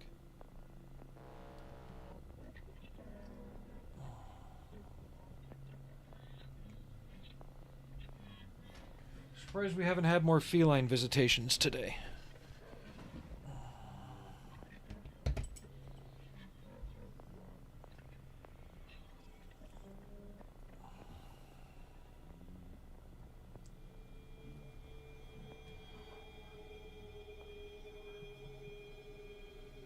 Yeah, I'm gonna have to check that out as well.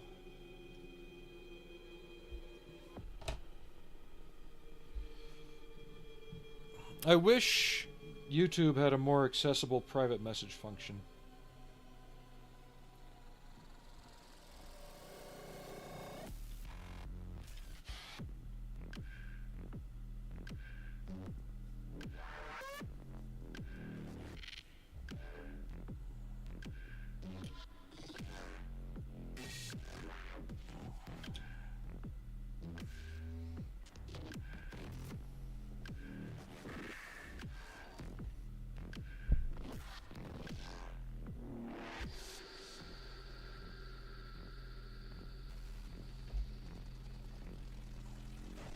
I am. It's Busy Builder Models. Somebody had stolen the Busy Builder name by the time I was able to get there.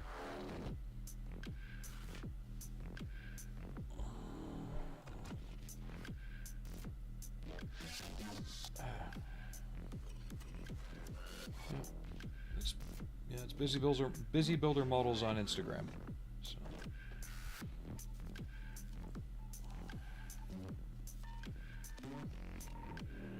You'll see more work in progress pictures there too.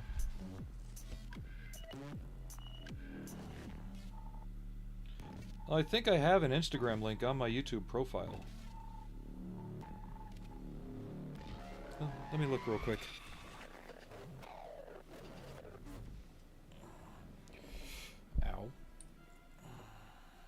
Ow. Exclamation point Instagram. That's the, but I don't think the link will show up on YouTube chat.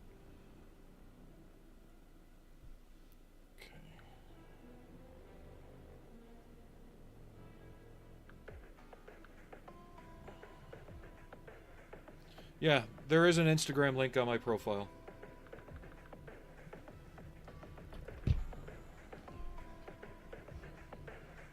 Okay, so one thin antenna, the 55mm one, and then the little spring. Okay, I'm gonna do this. Yes, sir.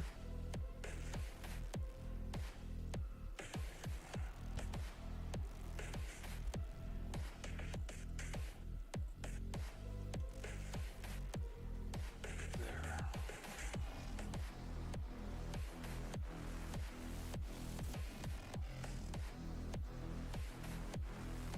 And then another small dab just at the base. Spring can go over it.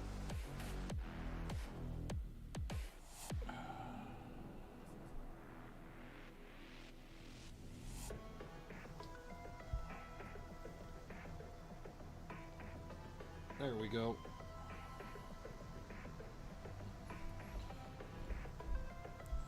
So tiny.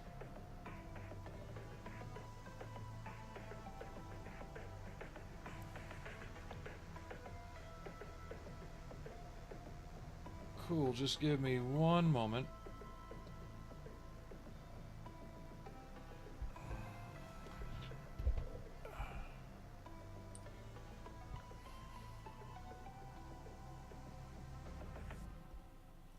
There we go, sent back.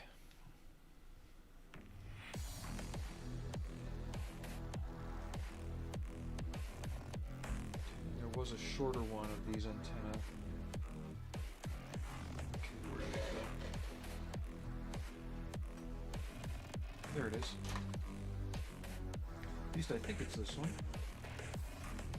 Come on, get out of the corner of the box.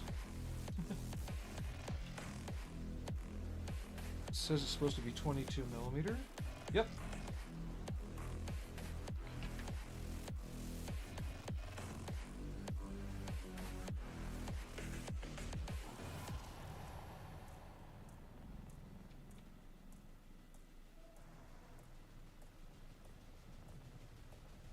There we go. That's what I love about these old Machining Krieger kits. They come with all these metal bits and pieces for you.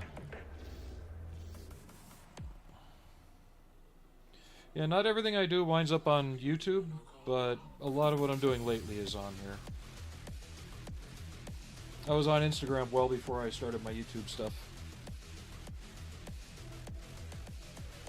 And thanks again to anyone who's come in and subscribed. It would be cool to reach even 400 by the end of the year. I'm always building. It's the one constant.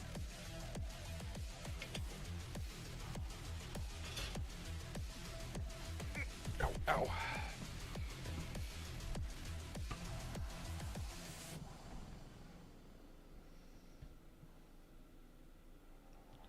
Within the next month or so, I really hope to start working on the 3/50th scale Reliant to go with my refit Enterprise.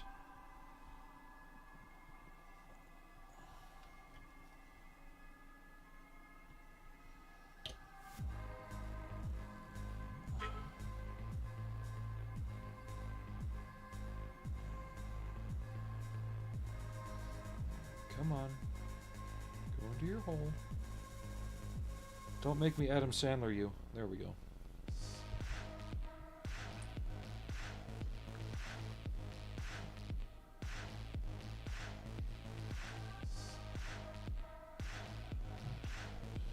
Yeah, I'll have to check those out later.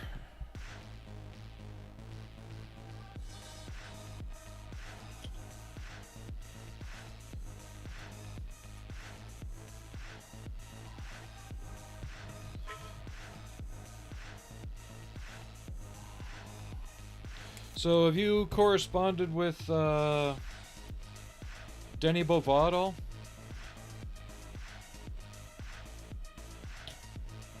Or Dave Dorman?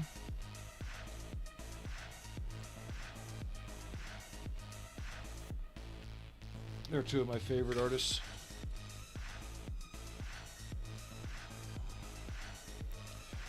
Aries Studios, thank you for the cheer.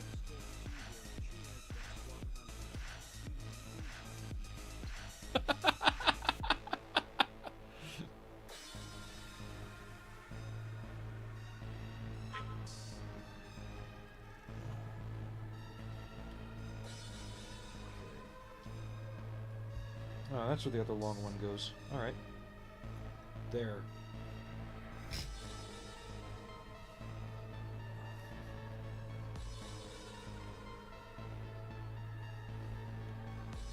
That's the 53 millimeter one.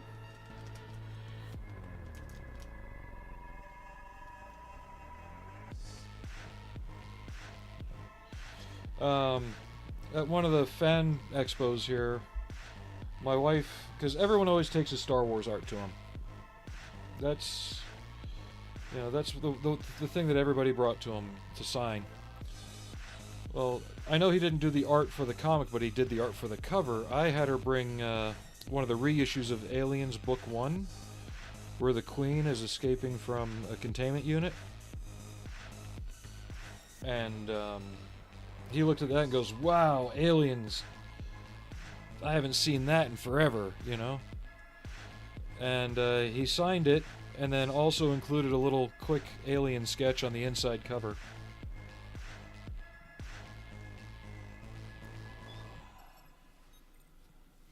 I wish I still had my original print of Tribes that he did. That was a great book. Yeah, I'll check him out. I've heard my phone going nuts. I'm just trying to concentrate on getting this finished up. We're not even halfway, guys.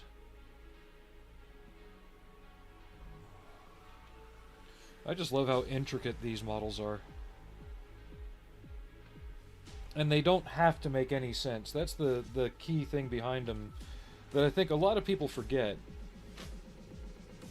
Why is it like that? Who knows? It just is.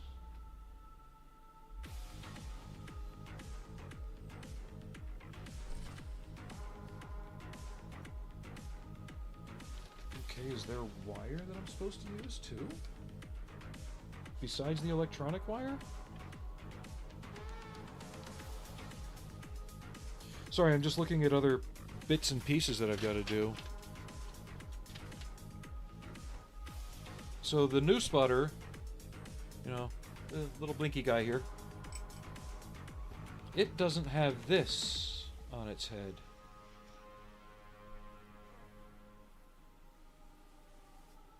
And it's saying I need to put a piece of wire on here. I'm wondering if it has me using the same wire for this.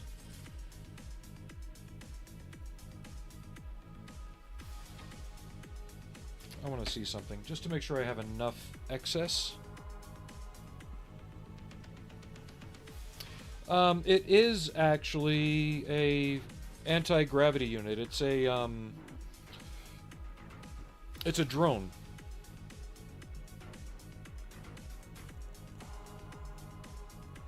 But it's also 1/20th scale.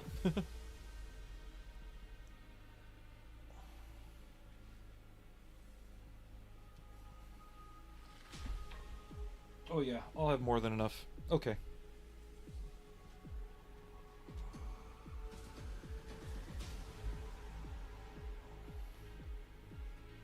So 25 millimeter, 2.5 centimeters.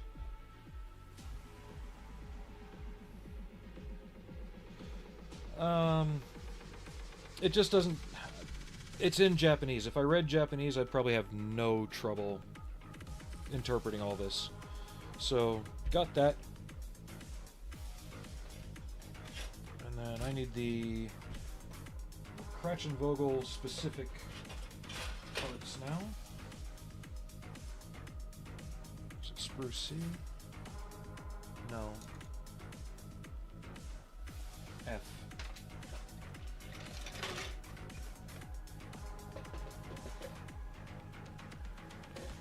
I vaguely remember that kit.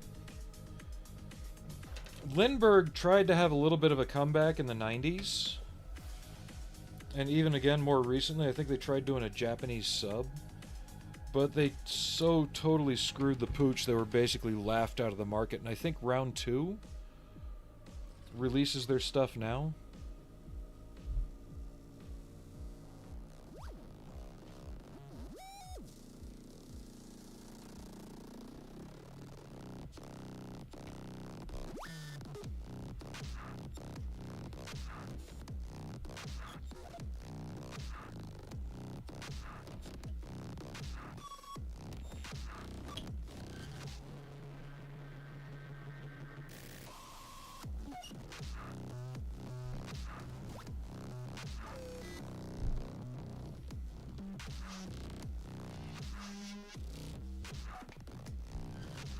So I remember back in the early 90s, Lindbergh started doing like 1/20th scale car and truck kits with the... They'd figured out how to polish their molds so that you almost didn't need to paint the car bodies because they came out of the mold so smooth and shiny.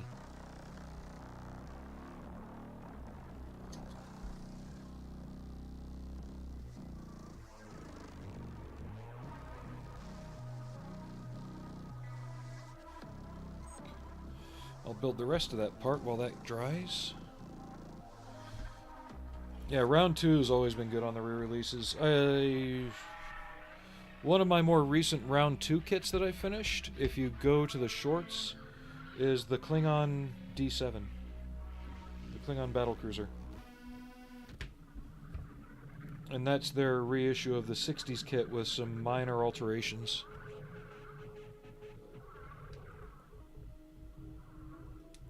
I tried my best to match the colors to the one remaining filming model from the 60s that wasn't destroyed or cut up for other purposes.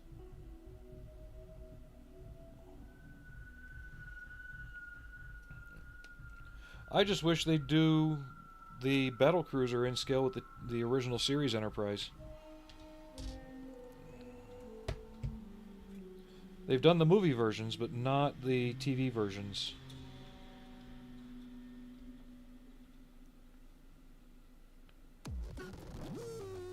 That and an original series Romulan Warbird would be awesome in 350th scale.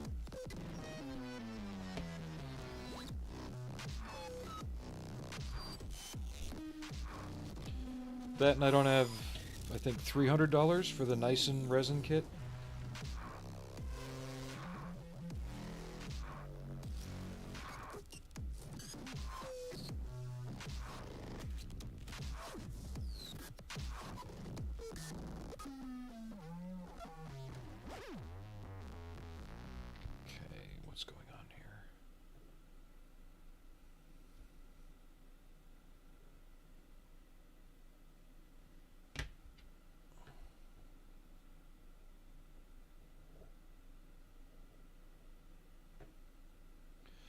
Yeah, the TV ships have a kind of quality to them they haven't been able to recapture with any of the new TV shows they've made. What else can we listen to?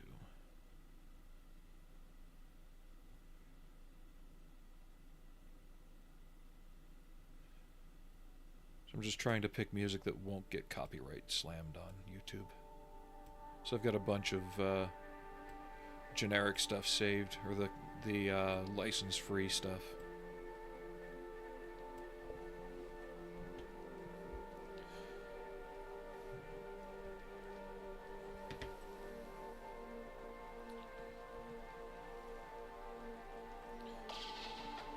I honestly wish the TV shows and movies would get away from Kirk and McCoy and Spock and honestly do something new and different.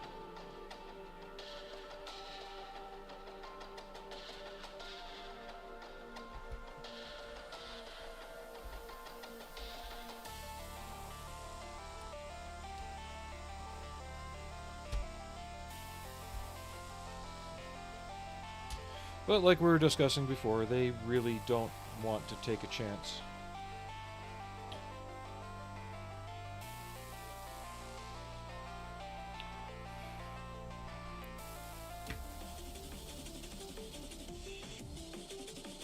Okay.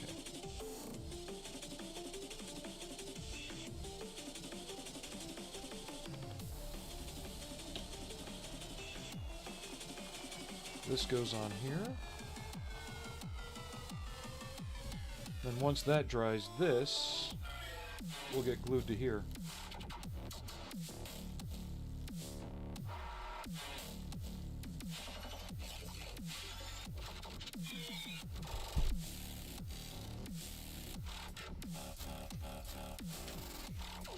Let me know if the music gets too annoying. I can always find something else to listen to.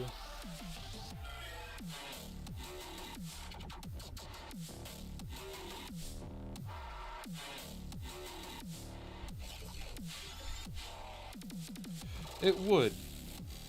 And that's actually not a bad idea. Here we are always following the Federation. Why don't we have... Okay, here's an idea. New series, right? Based from the Romulan point of view during the Romulan Federation War when they're launching nukes at each other.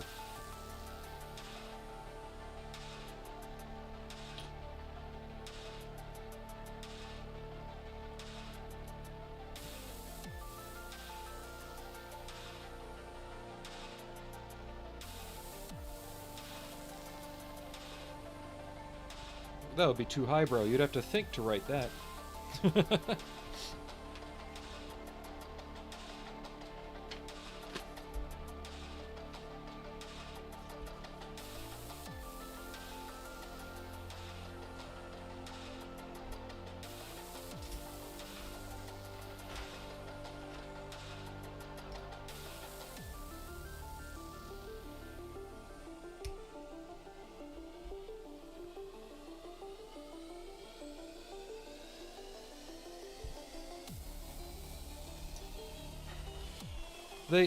They kind of almost did it in a way with Deep Space Nine. Because yeah, it had the Federation characters, but out of all those episodes, how many of them were Federation centric? You know, you got a lot more Ferengi and Bajoran and other species centric episodes. And that, I think, is one of the things that made Deep Space Nine stand out.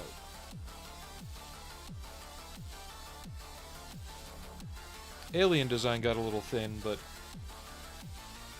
you can only deform a nose and a forehead so many different ways, so many times.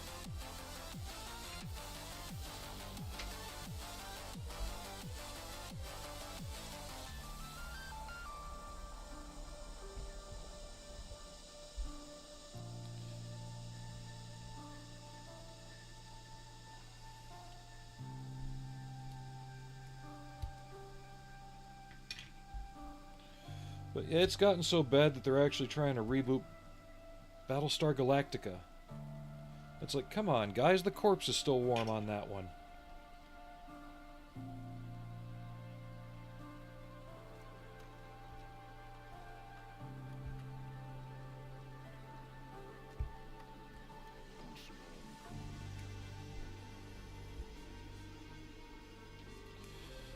Alright, one sprue down.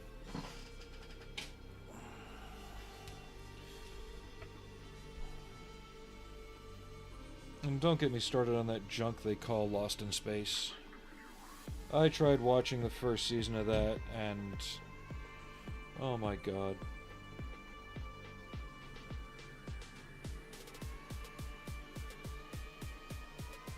Exactly. Or if you're going to do a Federation ship adventure, follow Voyager's example. It doesn't have to be the Enterprise. How about a Miranda class? You know, set something within the movie time frame. So while the Enterprise is off doing all this crap, you're seeing what's really going on.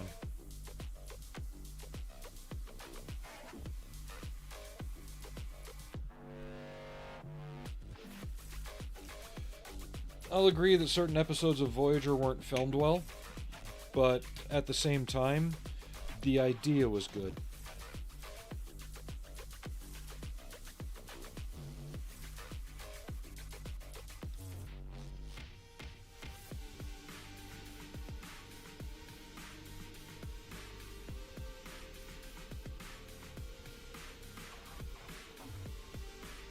But even Deep Space Nine did it right.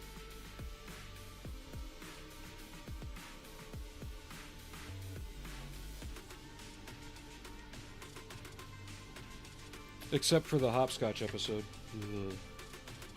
We really don't like to talk about the hopscotch episode.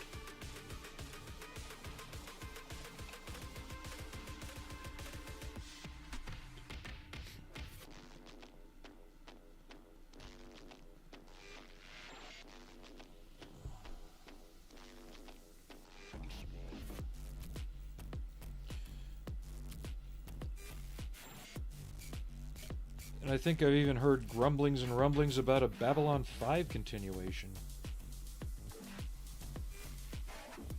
Oh, and before I forget, next stream day will probably be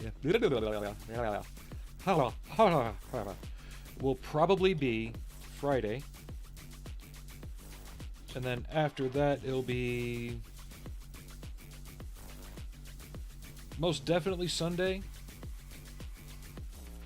If I'm not dead tired, possibly Saturday afternoon.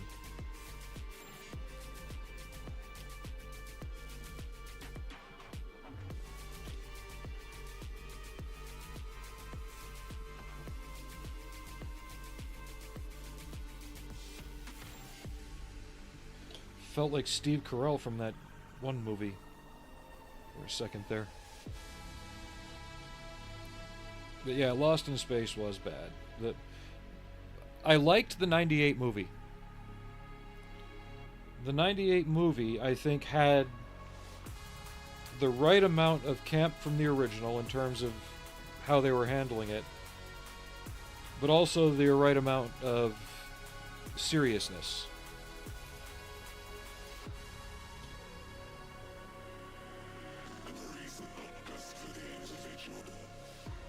Just feels like 98 was the wrong time for that movie.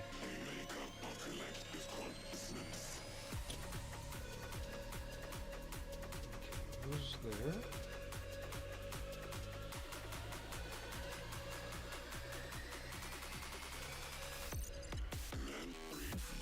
Okay, these go there.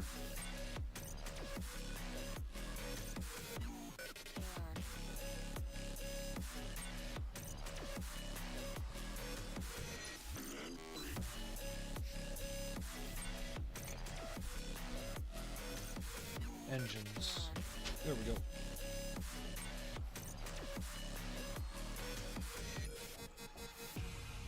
I did too. There were things that could have been done a little bit better on it. But for what it was extremely well executed. Especially given how primitive digital effects were at the time.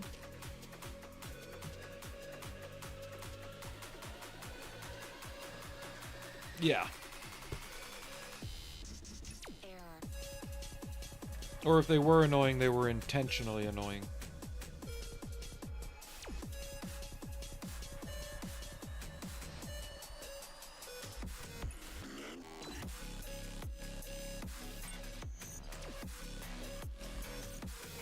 But you gotta think, that movie predated Jar Jar Binks, right? And they still had a fully CG character.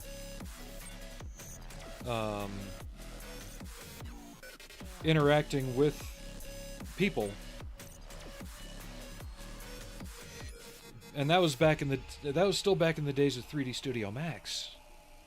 Where for any lighting you actually had to have an individual light source for every single light on that model. There was no reflective lighting, there was no mapping or anything like that back then.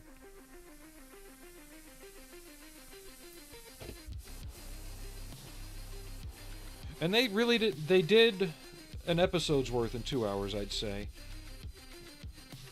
Because they could have still been lost, you know? Like, sure, at the end they say they have the coordinates, but did they really? Which I kind of like that they left that hanging.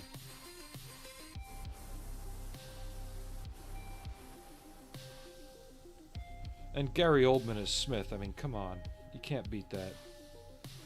And that's right off the heels of Fifth Element.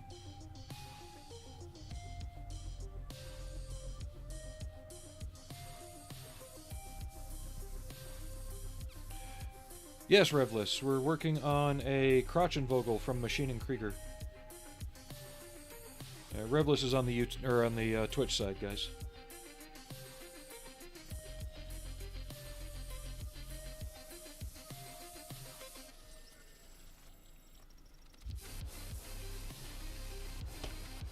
How you been?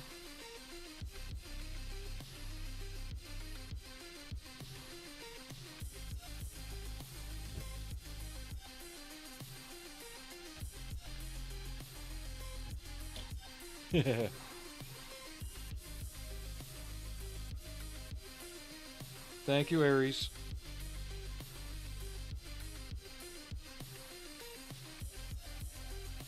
Oof. Yeah, there's a lot of that going around. Aries has some kind of bug. There's even a couple people at work. I went to Hobby Lobby today to get some supplies like super glue accelerator and a couple paints. And the entire time I was there, I just heard people in the aisles all around me coughing and hacking, and it's like, do I really want to be out here? I mean, are we repeating the end of 2019 here? Come on, guys. I dream about things way beyond this atmosphere.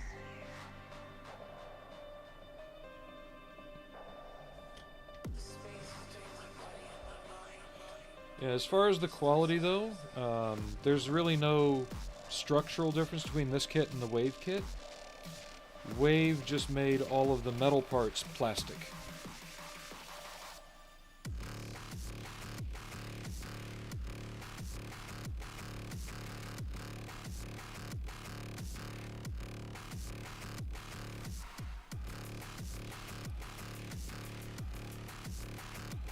I might. I'm waiting to see how the paycheck situation looks tomorrow. I might get a Gunther or a Gustav next if I want to do another suit. Still trying to decide.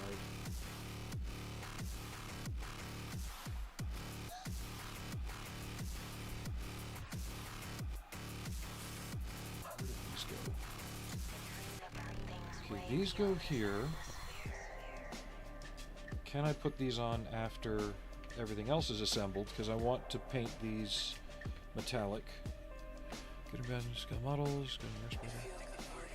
Oh, I'm sorry to hear that.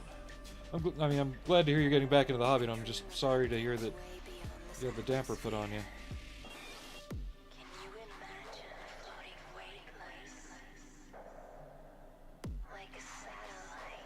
Hello, Daniel. Not every day that we get a Bible verse as our first entry. Aries, eyes up.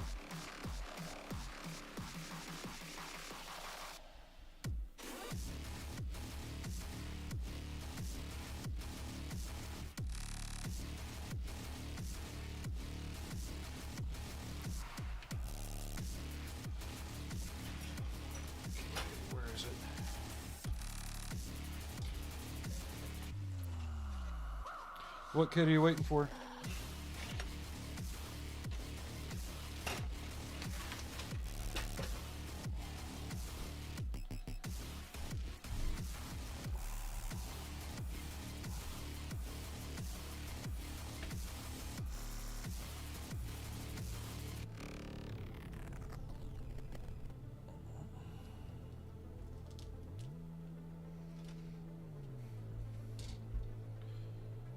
Well, for anyone who was here while I was building the YF21, I've started decals on that.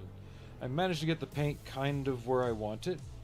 I'm happier with it. I can show you guys that in a second. Okay, how far out do I want this? How far out did I make it on this?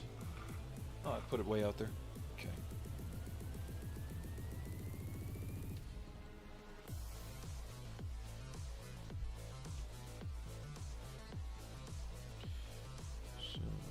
I will say this though, Daniel, this is a model building stream. If you want to talk religion, there's plenty of other places to do that.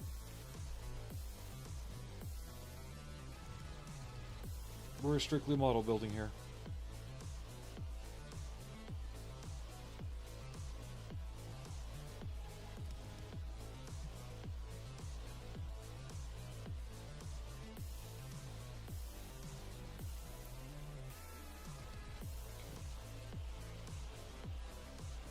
Let's get this ready to install, because I want to take care of these seams and stuff.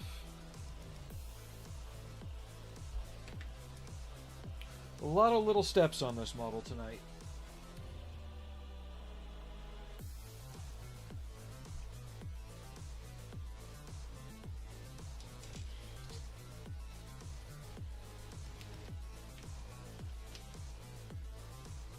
Okay, the next step is putting on the stem. Okay.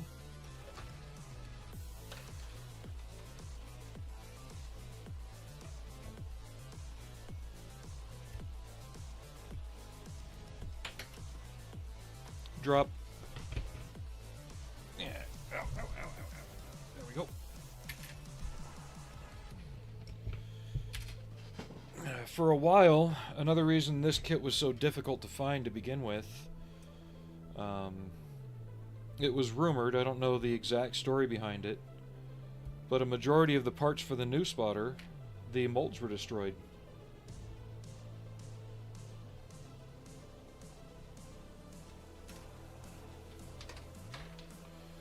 Okay.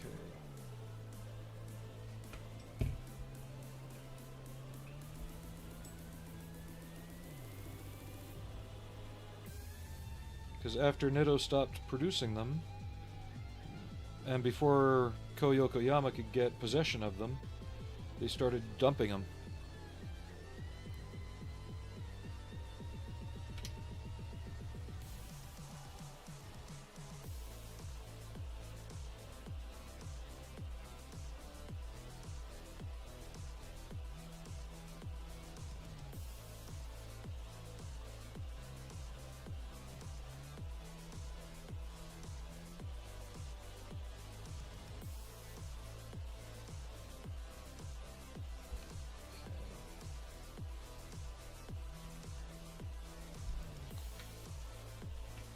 I'm just trying to figure out the orientation for this.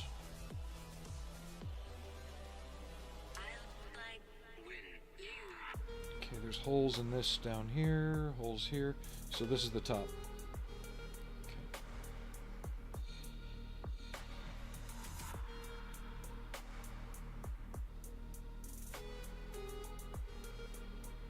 Before I glue that together, I am out of heat shrink, so I'm about to do something that's going to make a lot of people who are more electrically inclined cringe. But I'm just going to splice this together with what's in there and secure it with tape.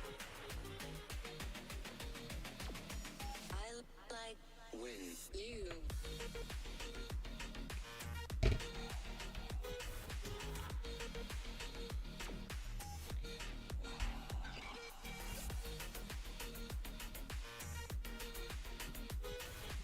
Mainly because I don't feel like digging up my soldering irons and getting them set up.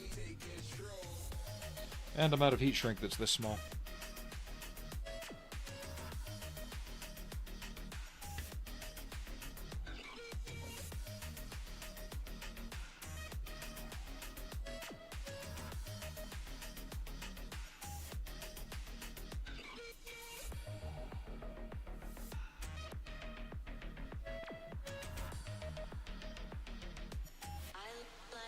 when you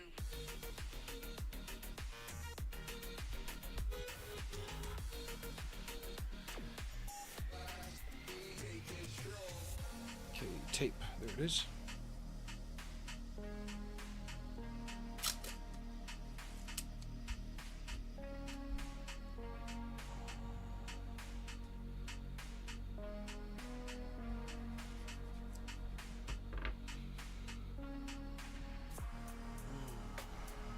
Silicone match. Oh, nice. Yeah, the only thing that won't stop is what I term ping fucks. They're similar to a whack fuck, where you pick it up with your tweezers, it goes ping across the room, and you're going, fuck.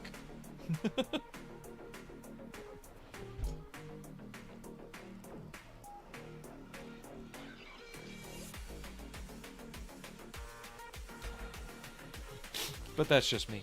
I like when you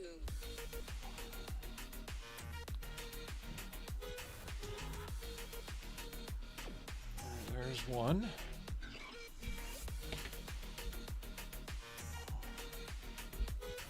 Yeah, I know on Twitch you can drop a link. If you want to drop a link to that mat, I might check it out myself, because this is needing replacing soon. Ooh. What are the ceramic tips supposed to do? They prevent the kind of pinging and launching of parts?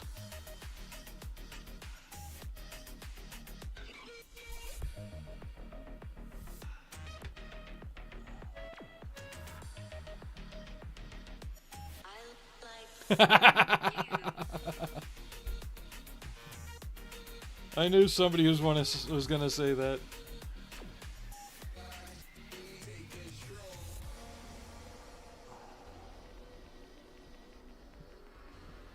When I do the Reliant, I will be doing full-on heat shrink and all that, and soldering. I did it in the Defiant, too. I still have to paint that. I've got it base painted, just not, I don't have all the panels picked out.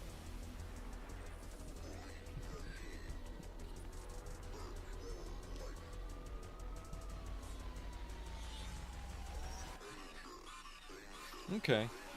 That actually kind of makes sense.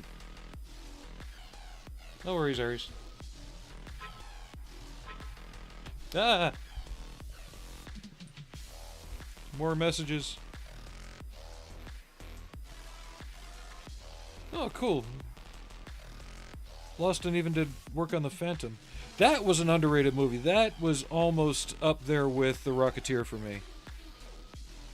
I liked what it was doing, but kind of like John Carter, The Phantom was too out of the public eye too long.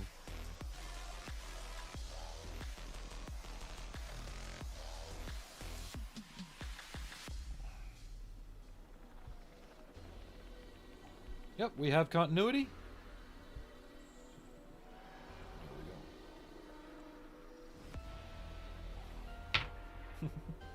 I love that. Securing with tape.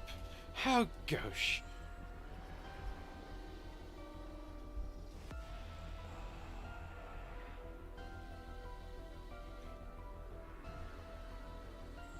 Yeah, I never look for tools that are specifically labeled for model building. In most terms, simply because they're usually Temu grade at best.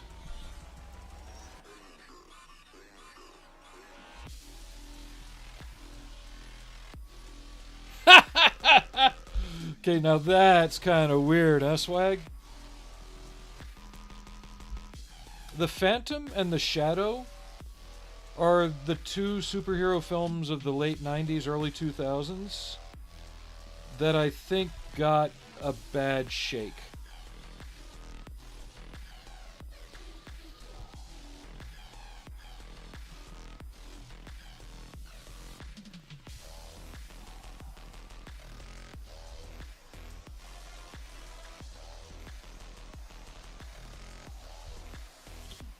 Like, the idea was sound for the movie, but I think the characters were just out of the public mindset for too long for them to really kick in and take hold again.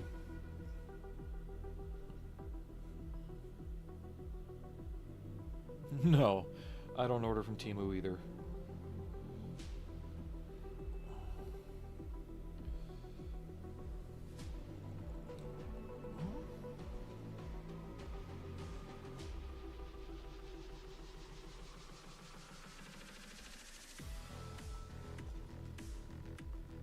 Oh, there is a little space there. Okay.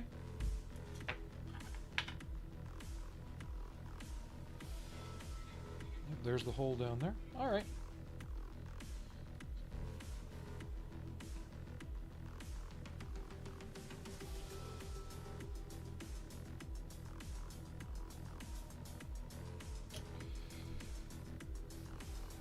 I think if they tried to do another push on the Shadow,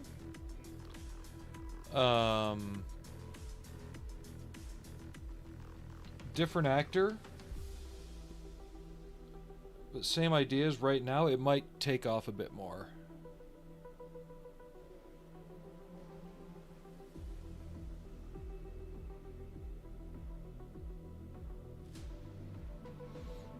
Yeah, I noticed that too. And the Shadow, I mean, is in a way a lot like Batman as well. He fights quickly. He doesn't draw things out. You know?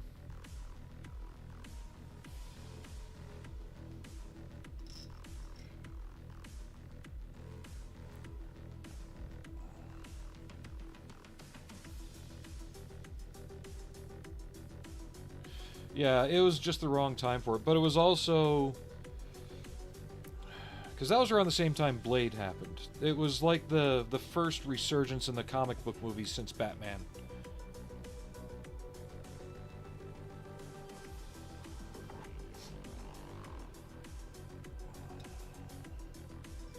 Because you had the Phantom, the Shadow, and Blade all around the same time.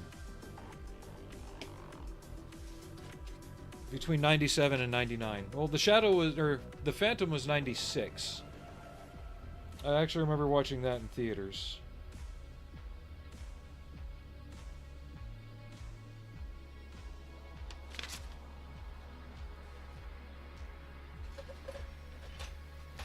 And Billy Zane, like, attitude-wise was great for the part, but I think it was at the wrong end of his career too. If that was an earlier, like, you know, dead calm era Billy Zane, where he still had a full head of hair and he was a little bit younger, then yeah.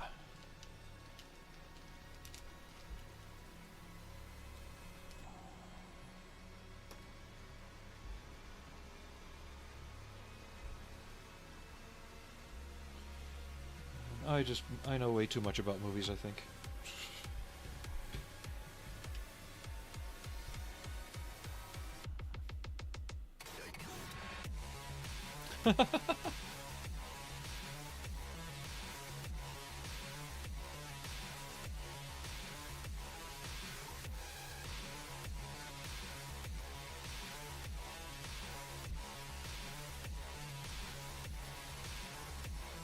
I still love the little nod in Titanic to the original SOS Titanic made in '79, where David Warner, who played Lawrence Beasley, a real person on the Titanic back in 1912, played Billy Zane's character's little guardian cop.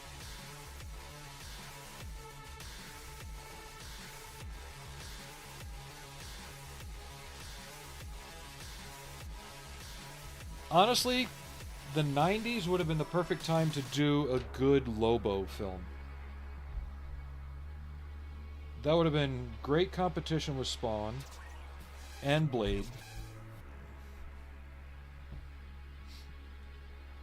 And Lobo was actually at kind of a popularity high in the 90s too, so he would have been a more known character. Okay, what was I going to grab?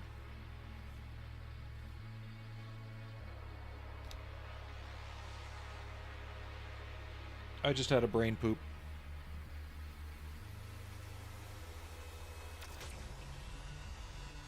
What was that Sam Neill movie? In the Mouth of Madness, where he plays the author investigating himself or something like that? That was close. I mean, are you talking the actual existential horror or the mental aspect of it? Because there's The Keep. That was another decent one. Yeah, but you're not wrong, though. The closest thing we got to anything Lovecraft is probably something alienish. But it's not psychological enough.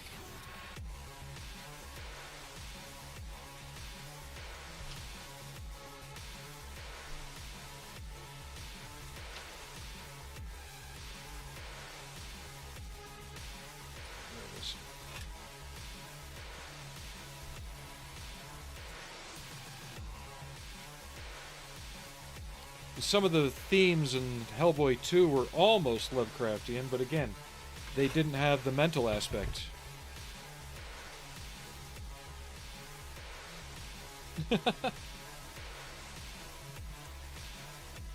Are you using a VPN, Revless?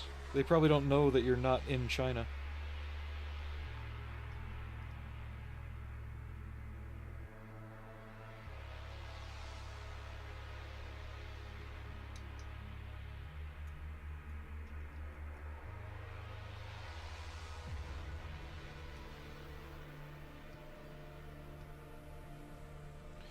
Yeah, there's a lot of movies that have aped Lovecraftian themes, but they've always gone for either the body horror, creature horror aspect, or the mental aspect. They've never been able to do the good blend.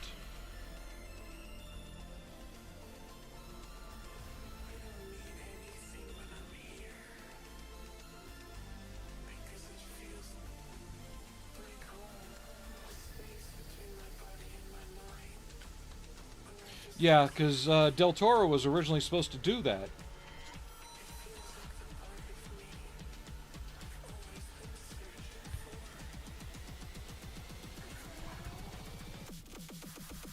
I could have sworn Del Toro was originally scripted to do a Mountains of Madness movie.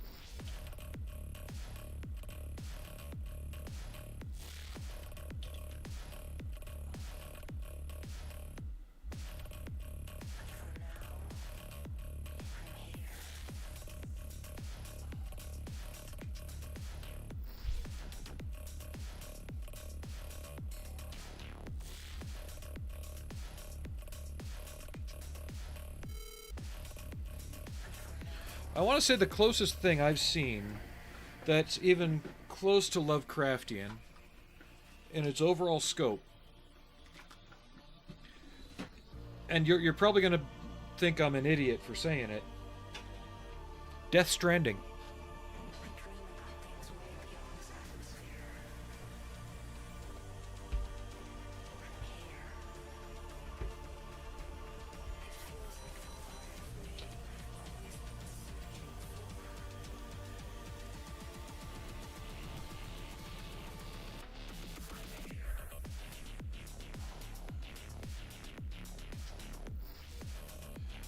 The name sounds familiar. I'll have to check that out.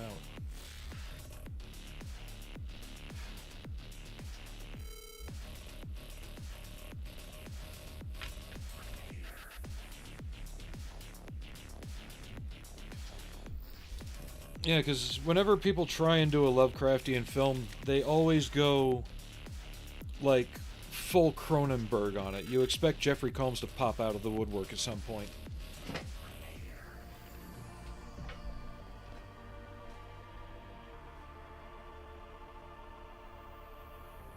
And that's not a slight against Jeffrey Combs. He's a good actor, but he's the only person I think that I can really know of that starred in something even remotely.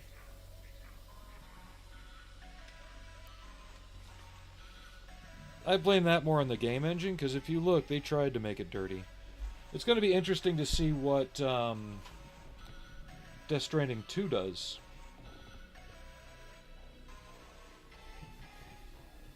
And considering the timing of the release of the game, it was oddly prophetic.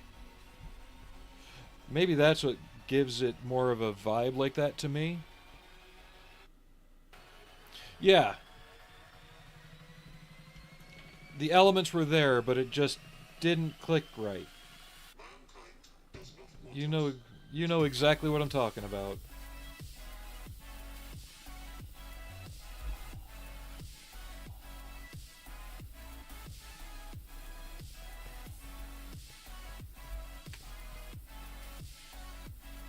And I think From Beyond was the one that was closer to being almost there, you know? Reanimator almost boiled down to your standard zombie type movie.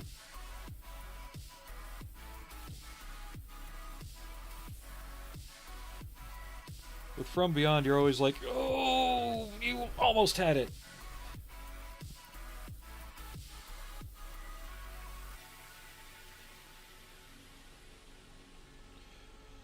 Yeah, a lot of those ramens that come with that pack advise you to not put the entire pack in.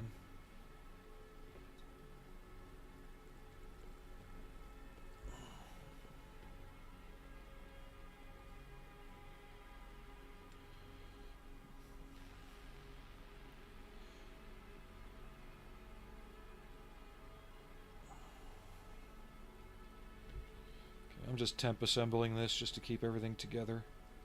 That way I don't lose anything. And then these we'll glue under here, onto here. Yep, I can put them in after assembly. Awesome!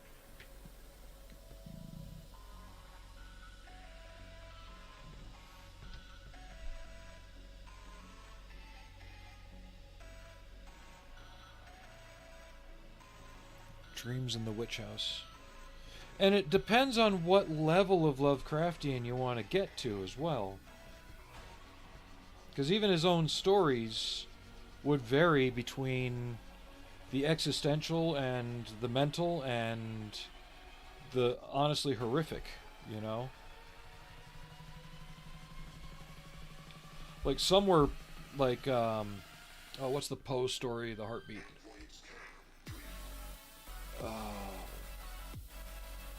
Somewhere on that level of, you know, horror, when others were a bit more, like, he really had an odd mix in his stories.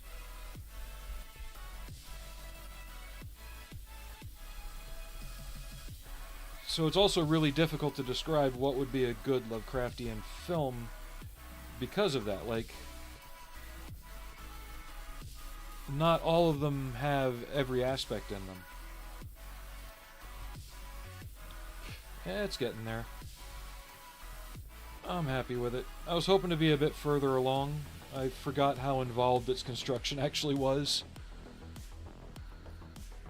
Yeah, there is that factor. It's like...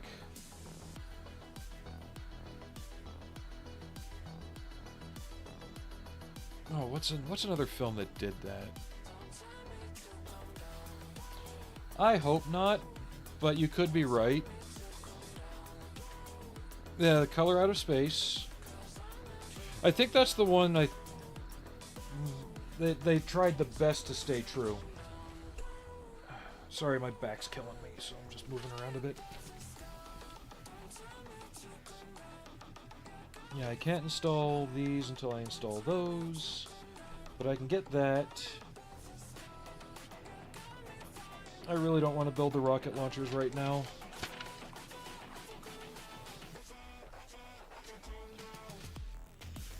Nicolas Cage is underrated. I'm sorry, he is one of those actors that, with the right director,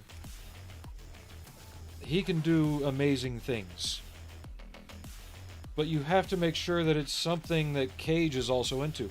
Look at Lord of War. You could tell that director basically had his foot on Nicolas Cage's neck. And Jared Leto's, telling him, this is exactly what you will do and how I want it. Metaphorically speaking. Ah, the T90A. You know, I want to print the turret for that. The welded turret, because I have a radio control one.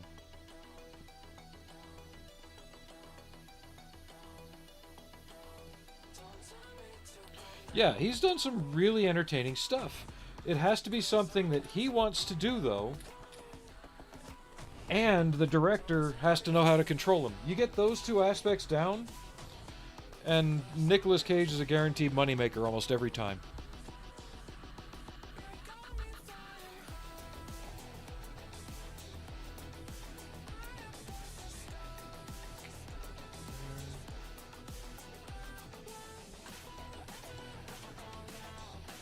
I have no idea how this is going to work.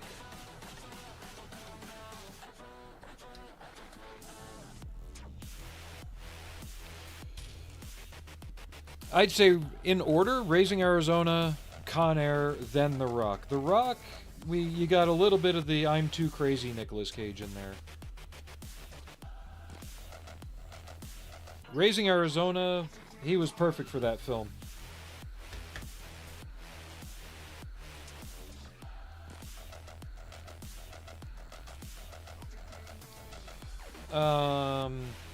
I think one has a welded turret, the other one has a T-72 turret. Look at it from the top. Yeah, they both have the red eyes. One has a round turret, one has a faceted turret when viewed from above.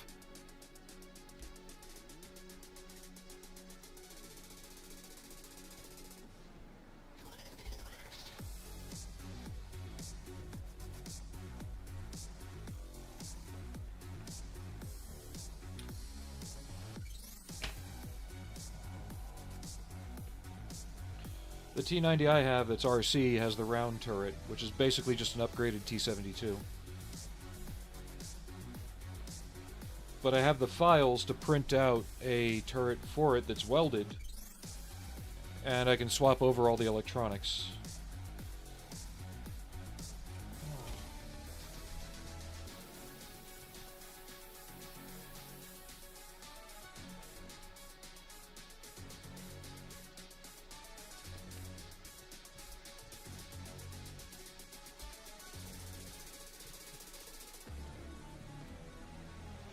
Oh, the kit's got instruction problems?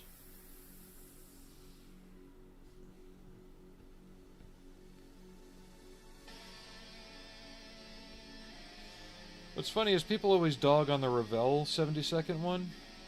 It's actually pretty decent.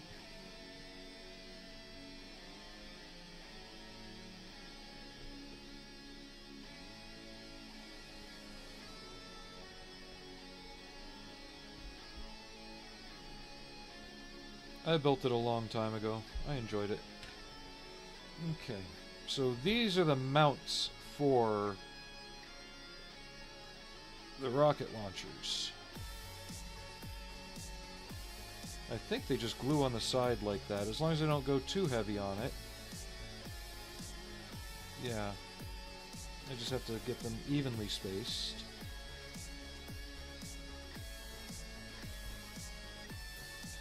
Actually, I know what I'll do. I'll glue the little tabs here first to help keep it together. And then I can just position it. And how high up on are they?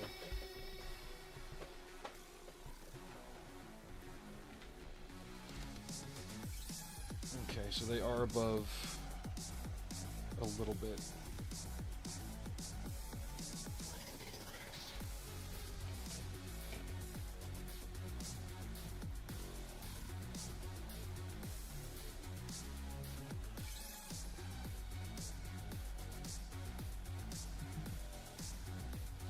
Well, not everybody's perfect. I've built some boners from Hasegawa and fine molds before.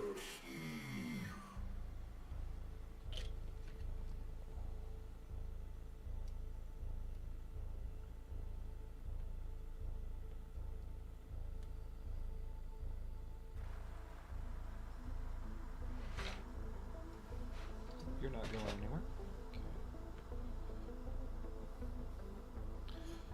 So here's a question I pose to you. We are approaching our 3-hour time limit. I can try and go on a bit longer. Wouldn't be too difficult. Or we can stop here. I can let this cure and dry. And we can continue assembly on Friday stream.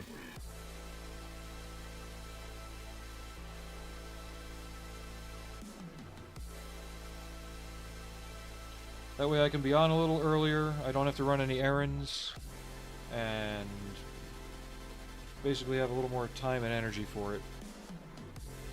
Ah, fudge.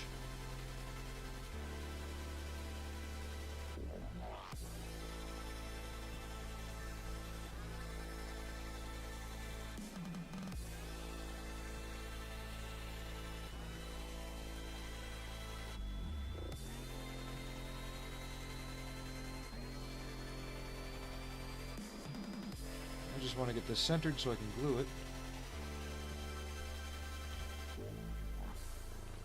Because in order to do some of the next steps, I'll need to rest the head on a lot of things. And I really don't trust the join not being fully cured right in here.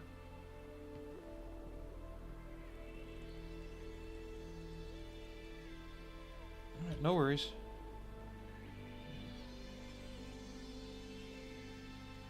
I think that's what we'll do then. Plus, I've noticed that keeping it at 3 hours or below has kind of helped a little bit with rewatchability on YouTube itself. I've noticed those particular VODs are getting higher view marks and likes.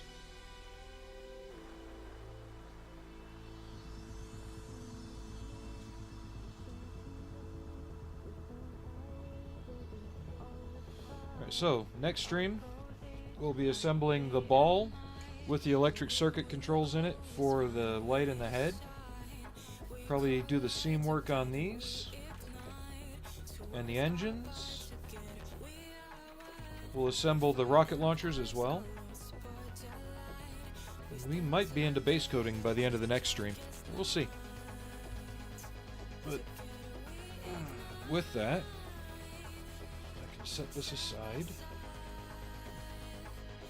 Stop the music. Thank you all for watching. Thank you for all the subs. And all the conversation and viewership. I much appreciate it, and hopefully things can keep going. So everybody have a good day. Thanks again for watching. Thank you to Aries and Fenrir for the resub on the Twitch side. That helps a lot, goes towards supplies. And everybody have a good